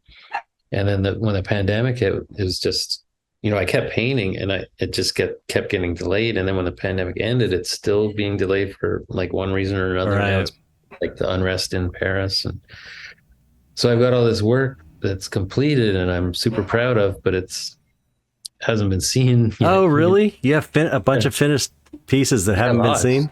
Yeah. How many pieces? There are 45, but they're not all like big oil paintings. Some of them are drawings and Holy things like shit. that. Wow. Yeah. So I'm eager to get that. Yeah, when's it going to happen? They were talking about the fall, but I feel like that still may not happen. So we're just going to have to cross our fingers and see. Wow. Yeah. Wow. But after, I did like the lion's share of all that work for Paris, and that's when I took a couple years to do the work in film, like Viz Dev and film. Oh, okay. And then that sort of like wrapped up about a year ago, and since then I've been painting for private buyers and working on these other like writing projects. I have a series that I want to do, like a kind of adult series, and I also have a preschool series I want to do. Wow. I've always wanted to do a preschool series. And then these 2 comics, or 2 graphic novels, I should say. Damn. Yeah, you're busy. So, you're working all the time, I imagine. You seem like... Yeah, for sure. But this is how I am, too. It's like, it's...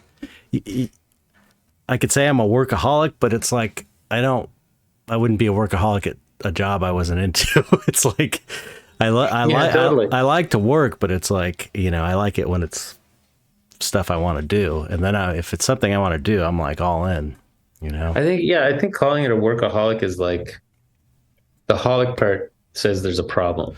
Right. You know what I mean? Yeah. But in fact, if you're working all the time and you're so happy and the people around you are, supporting you and seeing how happy you are, then maybe it's not a problem. Right.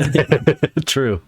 Like Yeah. I've gotten to the point in my life where I enjoy taking time off, which is a Right. big step for me. In the old days, it's like if I had to go take 3 days off, I'd just be like, I wouldn't know what to do with myself. Yeah. Work.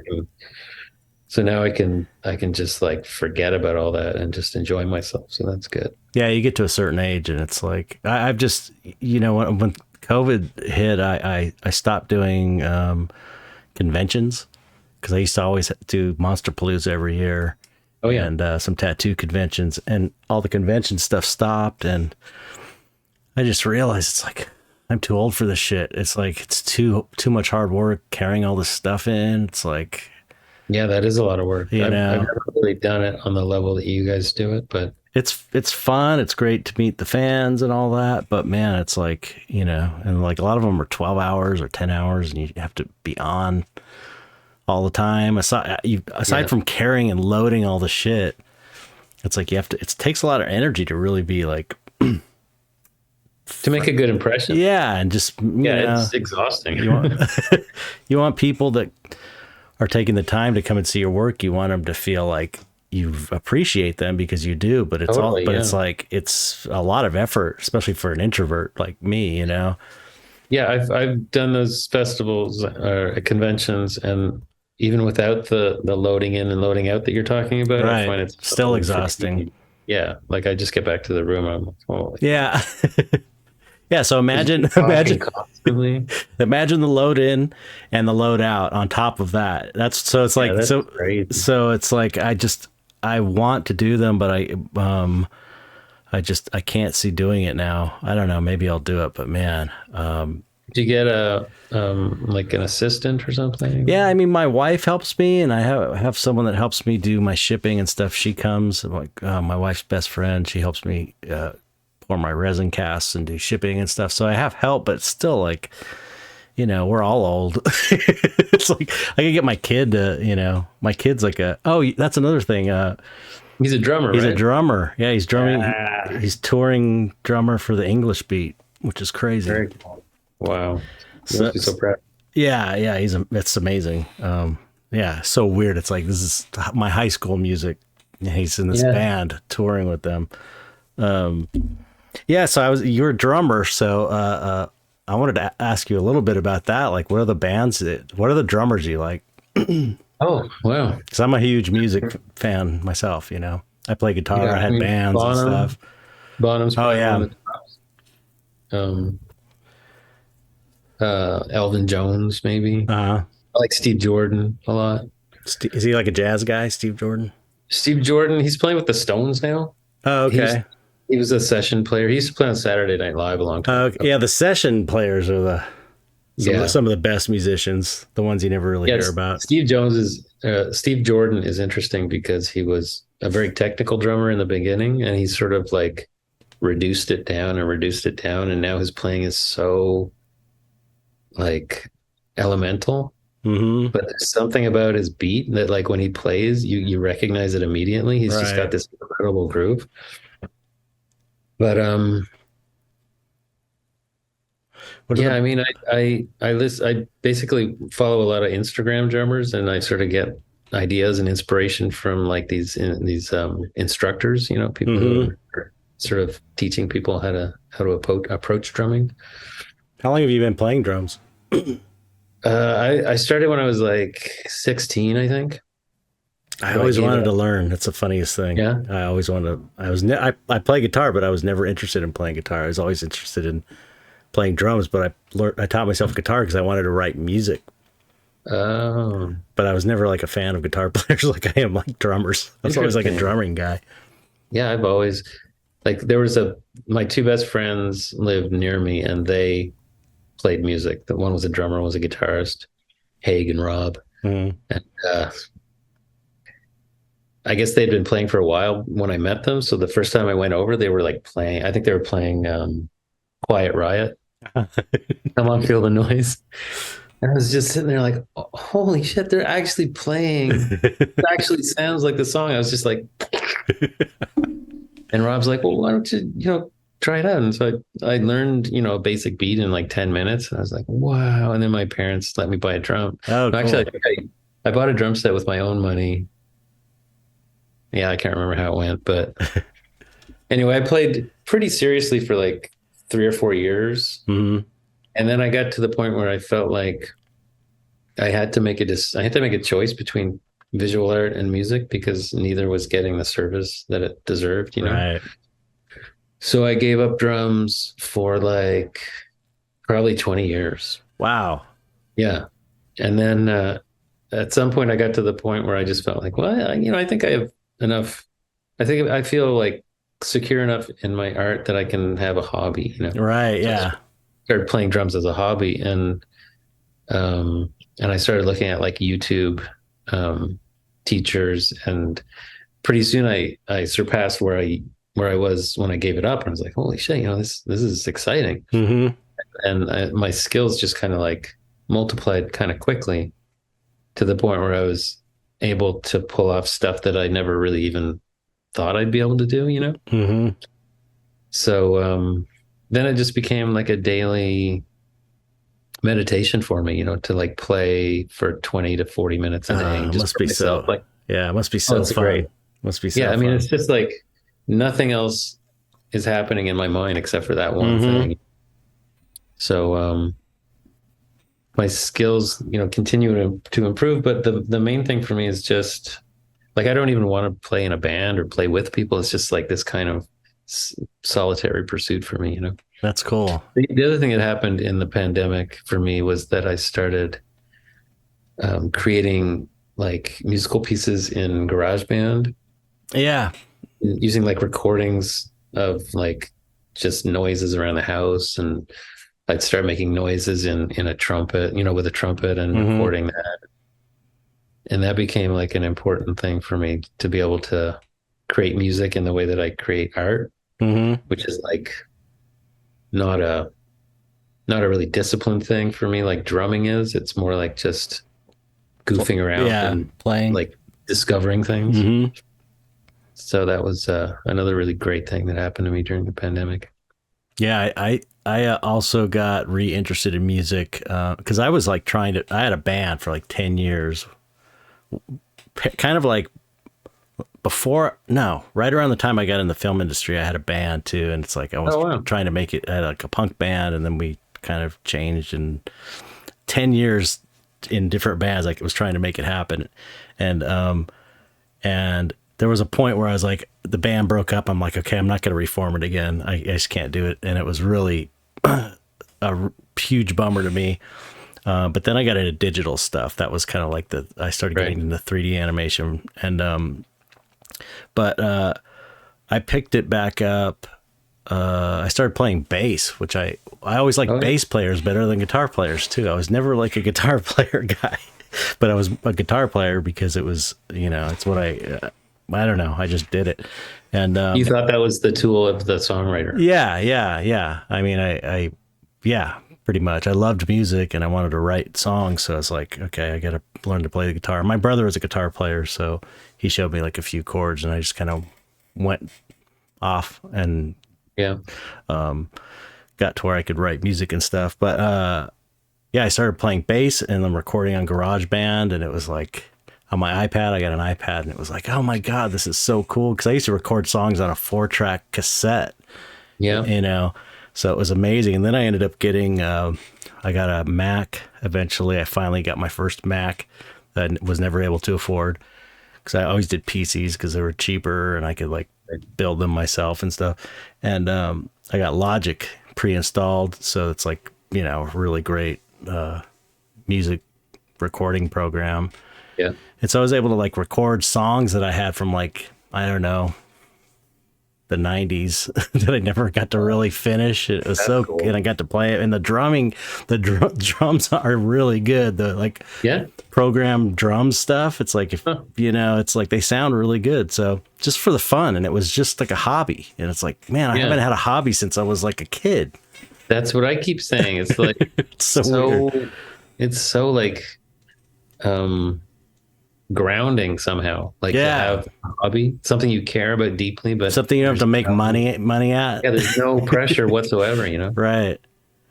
So what I love just sitting there like coming up with, like, I'll just have like one track is a good example, because I literally spent 20 minutes with stapler.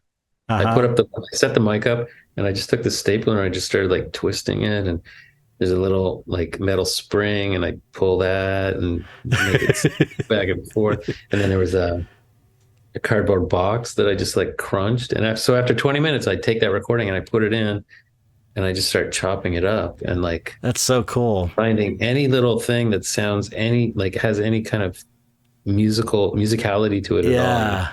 And then just doing like this kind of collage, and that's so cool. I find it so like exciting. Yeah, it's so fun. It's like it's like building a painting or so much like sketching, like, because when I sit down and sketch, I never have an objective. I just want to like see what happens. Yeah, same here. So same kind of deal. Yeah. So what bands do you like, or what bands were you into and growing up? I liked in the old days, I used to like Zeppelin and Iron Maiden. Mm-hmm. Maiden was my biggest thing. They're great. Judas Priest, all that kind of stuff. So you're a metal guy? Yeah.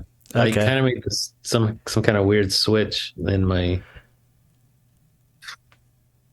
30s, mid 30s, maybe. I started listening to like, I think Nine Inch Nails was kind of like a crossover thing for me. Mm-hmm. And then I started getting into more sort of like atmospheric soundtracks and things like that when I'm painting. Basically, when I paint is the only time that I listen to music. Right.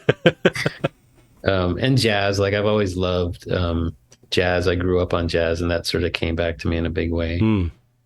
Yeah, that's something I got more into jazz as an adult. And it's like you got to kind of you got to be older to appreciate it for some reason. I don't know what it is. It's like it was like a switch went off with me. Like cuz I was always interested in different music, and jazz I was like I don't really understand it. I don't get it. I don't have a feeling for it. And then like I mean I'm not a big like I can't name a bunch of jazz artists other than the ones that most people know.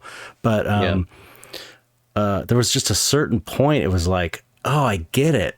I get it. It creates a feeling like no other music I can think of. It just feels different, and I like the feeling now that I'm a certain age. I think at some point I got sort of I don't want to say bored, but there's something about the construct of a traditional song that I just lost interest in. Yeah. So like I like listening to music where it's just kind of like it's surprising, and there's not like there's not an objective to it. It's just like this thing that you're sort of floating. But I grew up like my dad listened to jazz all the time. Oh, okay. I was completely immersed in it and didn't think I liked it, Right. And then like fast forward to like 20 years later, and it just all it becomes a hunger, like, oh yeah, I love this shit. Right. So he sort of planted the seed, I think. Have you heard one of my favorite drummers is Canadian from a punk band, I think from Vancouver, British Columbia. It's the west coast of Canada. No Means No. Have you ever heard No Means No? Oh yeah. Oh, you know them? I don't know. I don't remember his name, but yeah, he's well known. Yeah. Oh, okay. Yeah. Because it's like nobody knows No Means No in America, man. It's like, oh really? Yeah. They're so it's like, I did not know that. I think they're big in Canada and they're big in Europe, but it's like if you find a No Means No fan in America, it's like, oh, there's another one of us. But he's such a great drummer, man. He's like, it was like very imaginative, right? Yeah, really aggressive, and it's almost like prog music, but it's punk. That's what I like about it. It's like a prog punk thing, and he's super jazz influenced. John Wright, his name is. Interesting. Yeah, he's amazing. You know what he's doing these days? I think he's. Did you ever see? He's kind of like accessible on Facebook. If you, he might have a bar, but they broke up. The band broke up. But he did write music for Compressor Head, which is those robots that guy made robots that play instruments. Oh yeah, you've seen that where they got like the drummer with like 4 arms. So he's involved in that. Yeah, he writes the music for them. Wow, it's like the guy who made him is like a robot maker. He's not a musician. So he wrote all the music for their album. That's cool. Yeah. That's cool. Anyway, yeah, he's a great drummer. Great band. But okay, so one other thing I wanted to ask you. I know I'm taking up a lot of your time here. I'm having fun. Oh, good. I am too. What's your day look like? What's your schedule like? Lately has been weird because I've been so focused on writing. Mm-hmm. I actually changed everything during this period. To the point where I would get up early with Maria because she's a teacher. Mm-hmm. I would have breakfast without watching TV, do my stretches very quickly, and then just get straight downstairs by like 8:30 in the morning. Mm-hmm. And then I would write, and I'd have so much fun writing. The time would fly. At noon, I would go for a bike ride. I try to have a bike ride on my fat bike in the woods every day for about 40 minutes. And then when I get back, I would work on commissions, so, from like 1 till 5 or 6. But that's a pretty disciplined day for me. Normally it's a little like, yeah.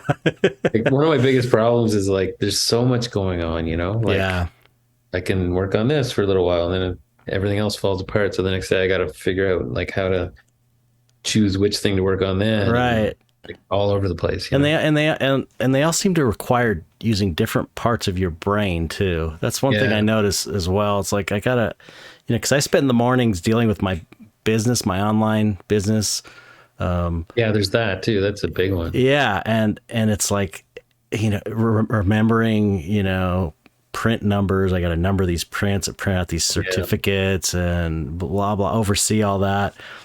And then the second half of the day, I'm painting usually, if I can. But it's like they're just completely different parts of my brain. It's hard to like just instantly go out of one mindset and into the other. You know, it's like from like writing to painting. Yeah, that's the other thing. Drawing. Yeah. Stuff like you're talking about. Yeah. The worst is when you don't get, like, you go through several days or even a week without doing anything creative. I know, it drives you insane. Fucking clerical stuff to do, you know. It's like it puts me in such a bad mood, and it just feels like you're drowning, you know. Yeah, and once I could sit down and start paint, it's funny because this always happens to me over and over. I get bogged down with all this clerical shit, and then I finally like either force myself to paint or just for fun, even just like, okay, I just need an hour before bed or something, I'm gonna paint. And then I'm like, oh, that's why I was feeling like shit the last few days, is because I haven't painted. And it's like it's like a drug. It's like immediate relief, you know? God, you're saying exactly my experience. It's crazy. Because it's weird. it's like therapy. Yeah. Like if you don't do it, it's like all that creativity just goes inside and starts rotting. Right. And then when the minute you do something creative, it's just like, woo. Yeah. And then the other thing that I notice is when I'm painting and it's not working,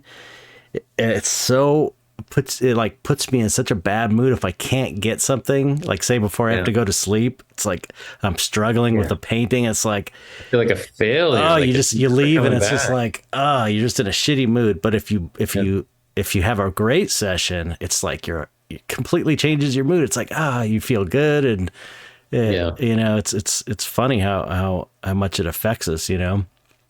Yeah. It's trip. Really frustrating sometimes. I like to be able to be like stable, you know? Yeah. Not in the cards. Yeah, no, I don't think so. Okay. I wanted to ask a little bit about technique stuff, and then I'll let you go. I apologize for going for so long, but no worries. What medium are you using? Mediums. I just switched, actually. I was using Stevenson's Alkyd. It's a Canadian company, so you may not be familiar with it. Yeah, I've never heard of it. They went out of business recently, so I had to switch to let me just check. I forget the name of it.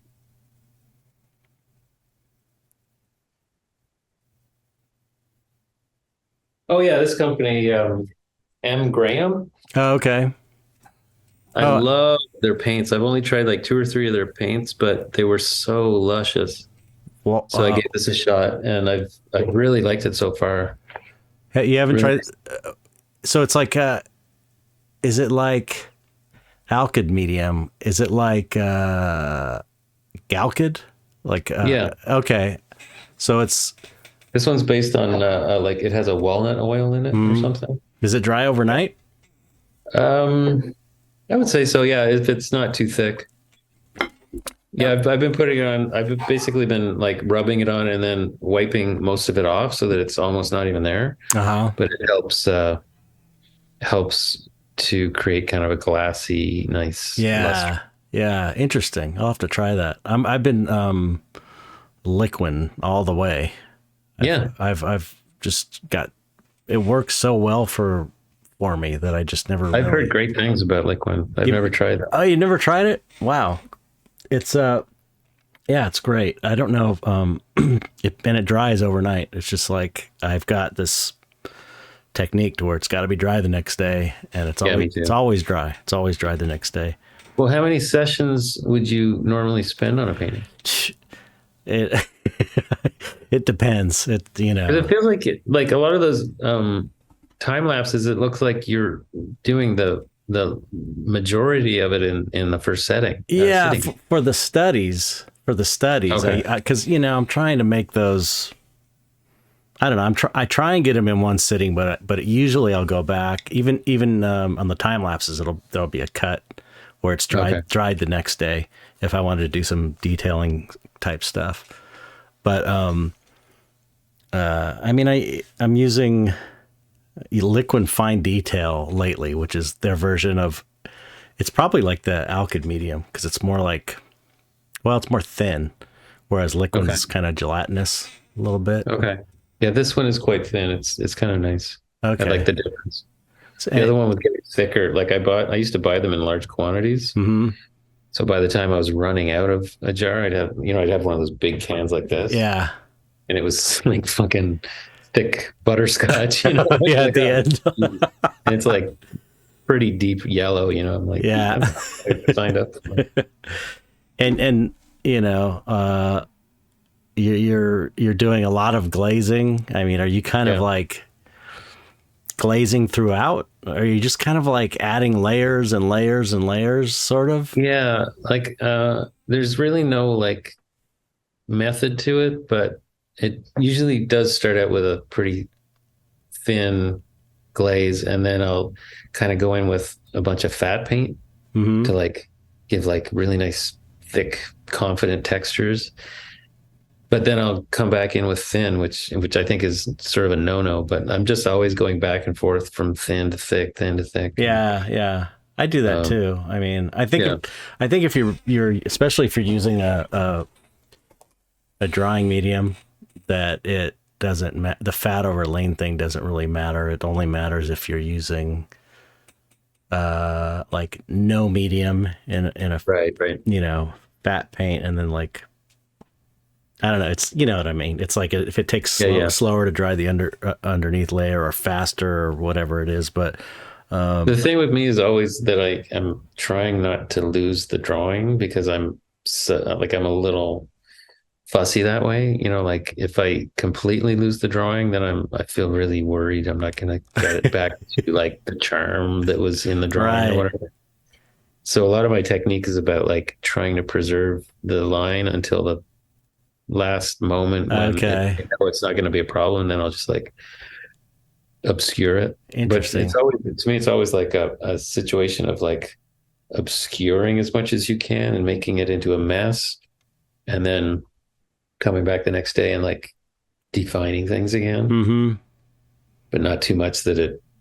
Yeah, I was trying to make everything sort of like balance between really sloppy and really refined. Right. Yeah. So it's just like always going back and forth. The more, like, I think that's kind of why the fact that I don't know what I'm doing is an advantage in a way, because like I'm just going over and over and over stuff, and that gives it a kind of like luster. Right. Yeah. Depth. When it works, I really like the way it works. Yeah. Yeah. I agree. Again, that's like, for me, it's one of the things I gave up when I started being a little more disciplined on how I make the paintings. Yeah. And now I'm kind of like, man, I want to do like I used to do, which is, because when I first started, I would put a canvas up. I was just so raring to go. I had all this, I wanted to be a painter so bad for so long. I just would start. I had no idea what I was doing. I didn't have a sketch or anything, and I would just start painting.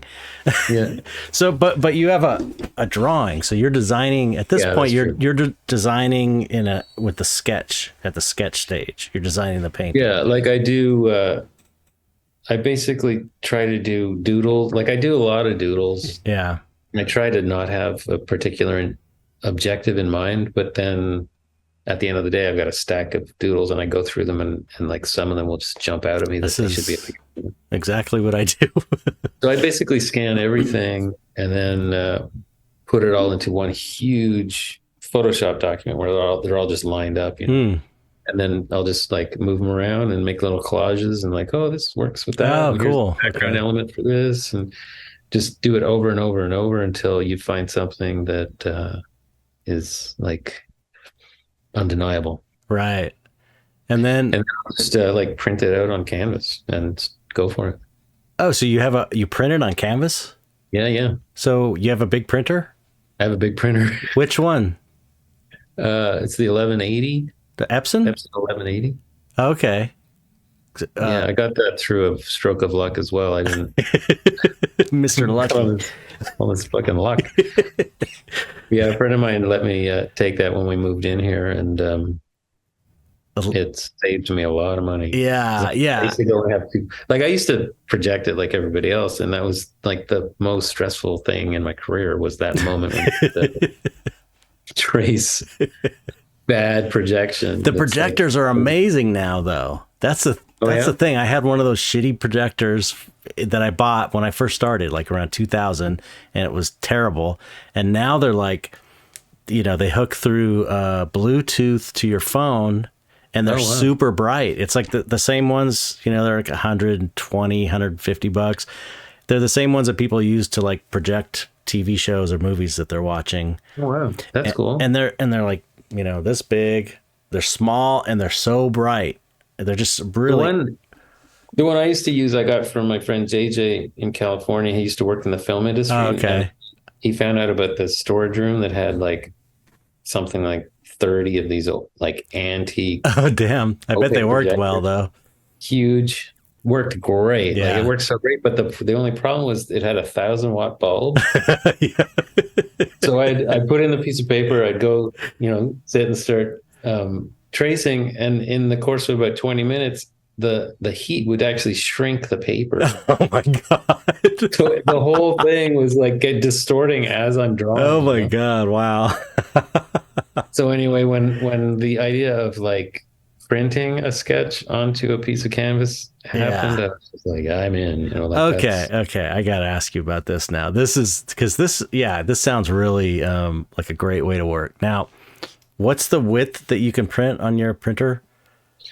Almost 6 feet, I think. Holy shit! So you got one of the huge, and it'll ones. go 100 feet long. Yeah. Because I've got like a Epson SureColor P5000, which is like it only goes 17 inches wide. But I can do my I do my own canvas giclées, my 11 by 14 canvas giclées. Oh yeah, I can print those out, and I do all my paper prints through there.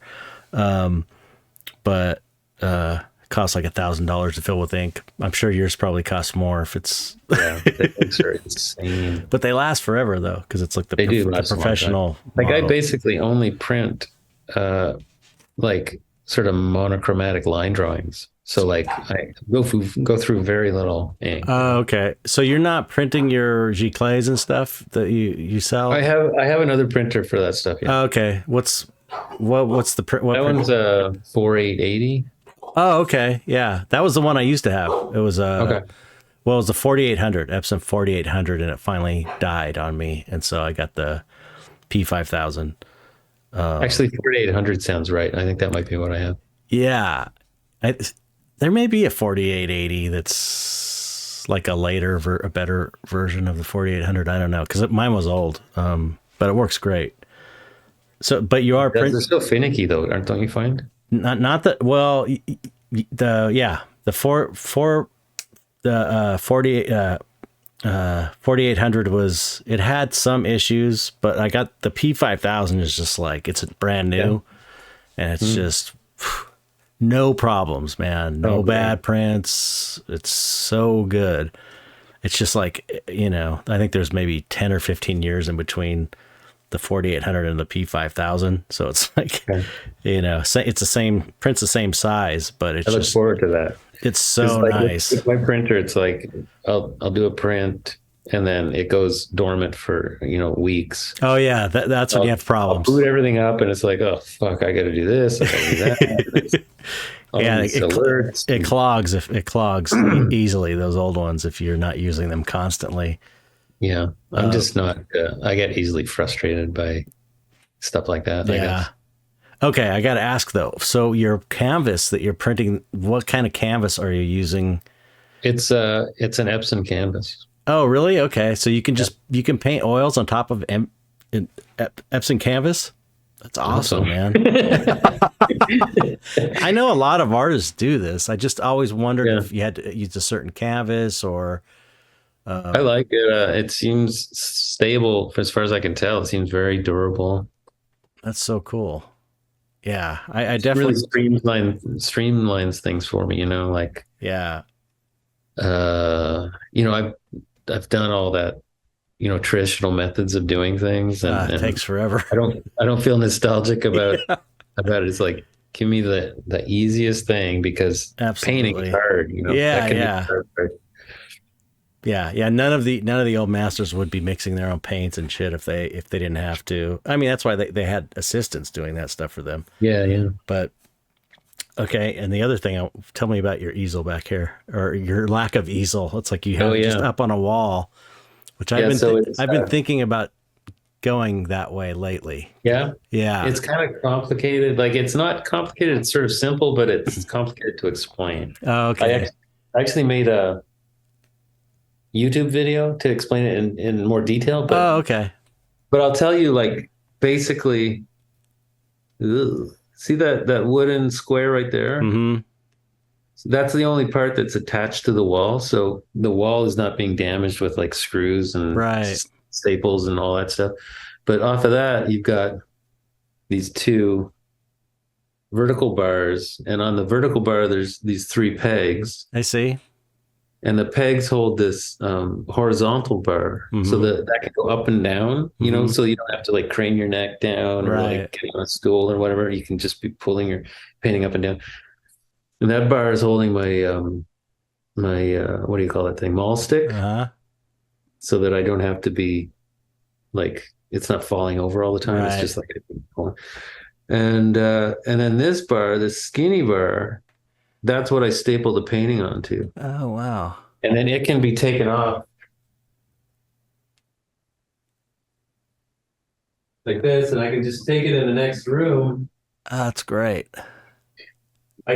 So in the next room, I have an area where I can hang multiples of those. Mm-hmm. So basically, I can have like a number of large paintings, or many, many medium-sized paintings going at like all the time. So when one's wet, I put it in the other room, take out something else. That's great, man. Yeah, I love it. Did you just design that yourself? I came up with the idea for it, and my friend John Graff fabricated it. That's so cool. Yeah, I love it. And So- in fact, in my last studio, it was even wider. Like, it was capable of going very, very wide, but Damn. I had to cut it down for this place. So you don't mind painting on a? I've never painted on a loose canvas before. It's always I'm so stretched. used to it. I started doing it very early on, so I'm just really used to it. Like, it would probably be annoying to a lot of people that there's a bit of play sometimes, Mm-hmm. but there's ways of like dealing with that, where you sort of tape down the edges with masking tape or something. Okay. Yeah. But the advantage for me is that I can ship it rolled, Yeah. which is much like Yeah. cheaper. I feel safer. Like, shipping a painting that's 13 feet wide is, Forget it. super expensive. Yeah. Yeah. So I can ship like an entire show in one tube. I remember Gary got a big ass. I think it was an odd nerdrum. Wow. Big ass odd nerdrum, and it just was Yeah. like it came rolled In a up. crate?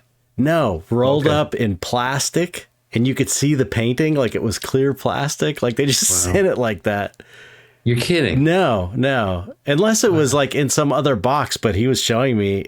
I don't think it was. I think they just sent it. It was crazy. Holy moly. This like I don't know how expensive that painting was. It was just like wrapped in plastic for the world to see. I think when I came up with this idea, it was after my big Billy Shire show. So it wasn't as long ago as I thought. Okay. I shipped that show all stretched, and it was all in like 3 big wooden crates, and it cost a fortune to ship from here to LA. Oh man. And So that's what I thought. Like, there's got to be a better way. yeah. Well, I've kept my if I show at Copro, so it's like, and I'm local. It's like Yeah. less. You guys are so lucky. I When you live in know. LA. You're Yeah. showing in LA. It's Yeah. amazing. But for when I do stuff out of state, I just keep it kind of smaller. So that's the problem. It's just I just can't.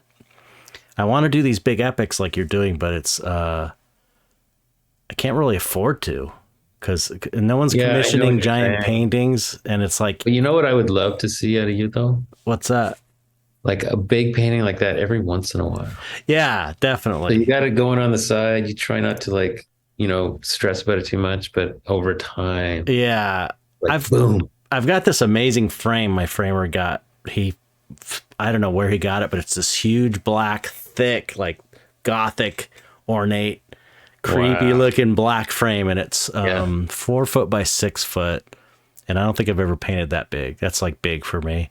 And so he's holding it for me. I just need to like come up with something that's cool enough. Amazing. And it's like, yeah, that's it. So I'm gonna do it. Like I know, I just feel like it's a no-brainer that if you make something like that big and epic, that it's gonna sell eventually anyway. So yeah, I think maybe it's it's more of a long-term investment is all. Right. Yeah. I'm just so used to having to make it count, it needs to sell because I'm like kind of going month to month with things. Yeah. But I know it's hard to fit in one more task, right? Mario will do that. She'll be like, well, why don't you just, do this, in the time in between things? Yeah. I mean, this is why I took the year off of doing a show is because so I can get caught up, so I could do stuff like that, because I've got too many commissions. Okay, we got to mention your Big Cartel, and you have a lot of cool stuff on your Big Cartel. Sketches and prints, and even some little paintings on it's bigcartel.Dave Cooper, I think. Yes. And commissions, like if anybody wants commissions, they can contact me through that too. Oh, cool. And my Instagram too is at Dave Cooper 67. Cool. Yeah. And I'll put all that stuff in the description. And what was I going to ask you about? Yeah, I was surprised you have a lot of stuff a lot of original work on your Big Cartel. A lot of sketches and I was really into that for a while. I felt like it was like a way to connect with fans that I used to have in the old days when I did comics and people would write to me and stuff like that. So it was kind of exciting to be able to just connect directly with fans again. Yeah. So basically I have I've always got a gigantic stack of sketches around here. So I just started posting them and the preparatory drawings and prints too. Yeah. They're like, affordable too. Yeah. They're not crazy prices. It's like, I think that's what's cool. It's like someone can own a piece of your work and not be, wealthy and it's original piece. I've always liked the idea of having like something for every price range. Definitely. I would have my big gallery shows. I'd always produce like one or two of these little things. Right. So if somebody showed up early, they could like grab something for $100. Yeah, that's awesome, man. Wow. Well, that was an excellent conversation. I appreciate you taking the time. Yeah, I love talking to you, man. Yeah, I got to have you on again. Hopefully you'll come on again sometime because I just feel like there's so much stuff I didn't ask you that I don't want to keep you here 4 hours. But yeah. Yeah, I'd like to learn more about you. It's been really nice talking to you. Oh, yeah. We don't have any similarities and parallels to our career. It's a trip. Yeah, I was like, oh, this guy's, I can't believe we were like both Scorpios, I think. You're Scorpio, right? That's another weird same one. Year and everything. It's how many days? What was your date again? November 12th. 12th, okay. And you're I don't know. You're like 7. 7. So it's like 12. 5 days. Yeah, amazing. Wow. Well, anyway, it was awesome. So that we have to. The last thing we have to do is just say goodbye. This is what I do customarily at the end of the podcast. So just say goodbye to the audience. Goodbye. Goodbye. Thank you. It's been pleasant speaking with you.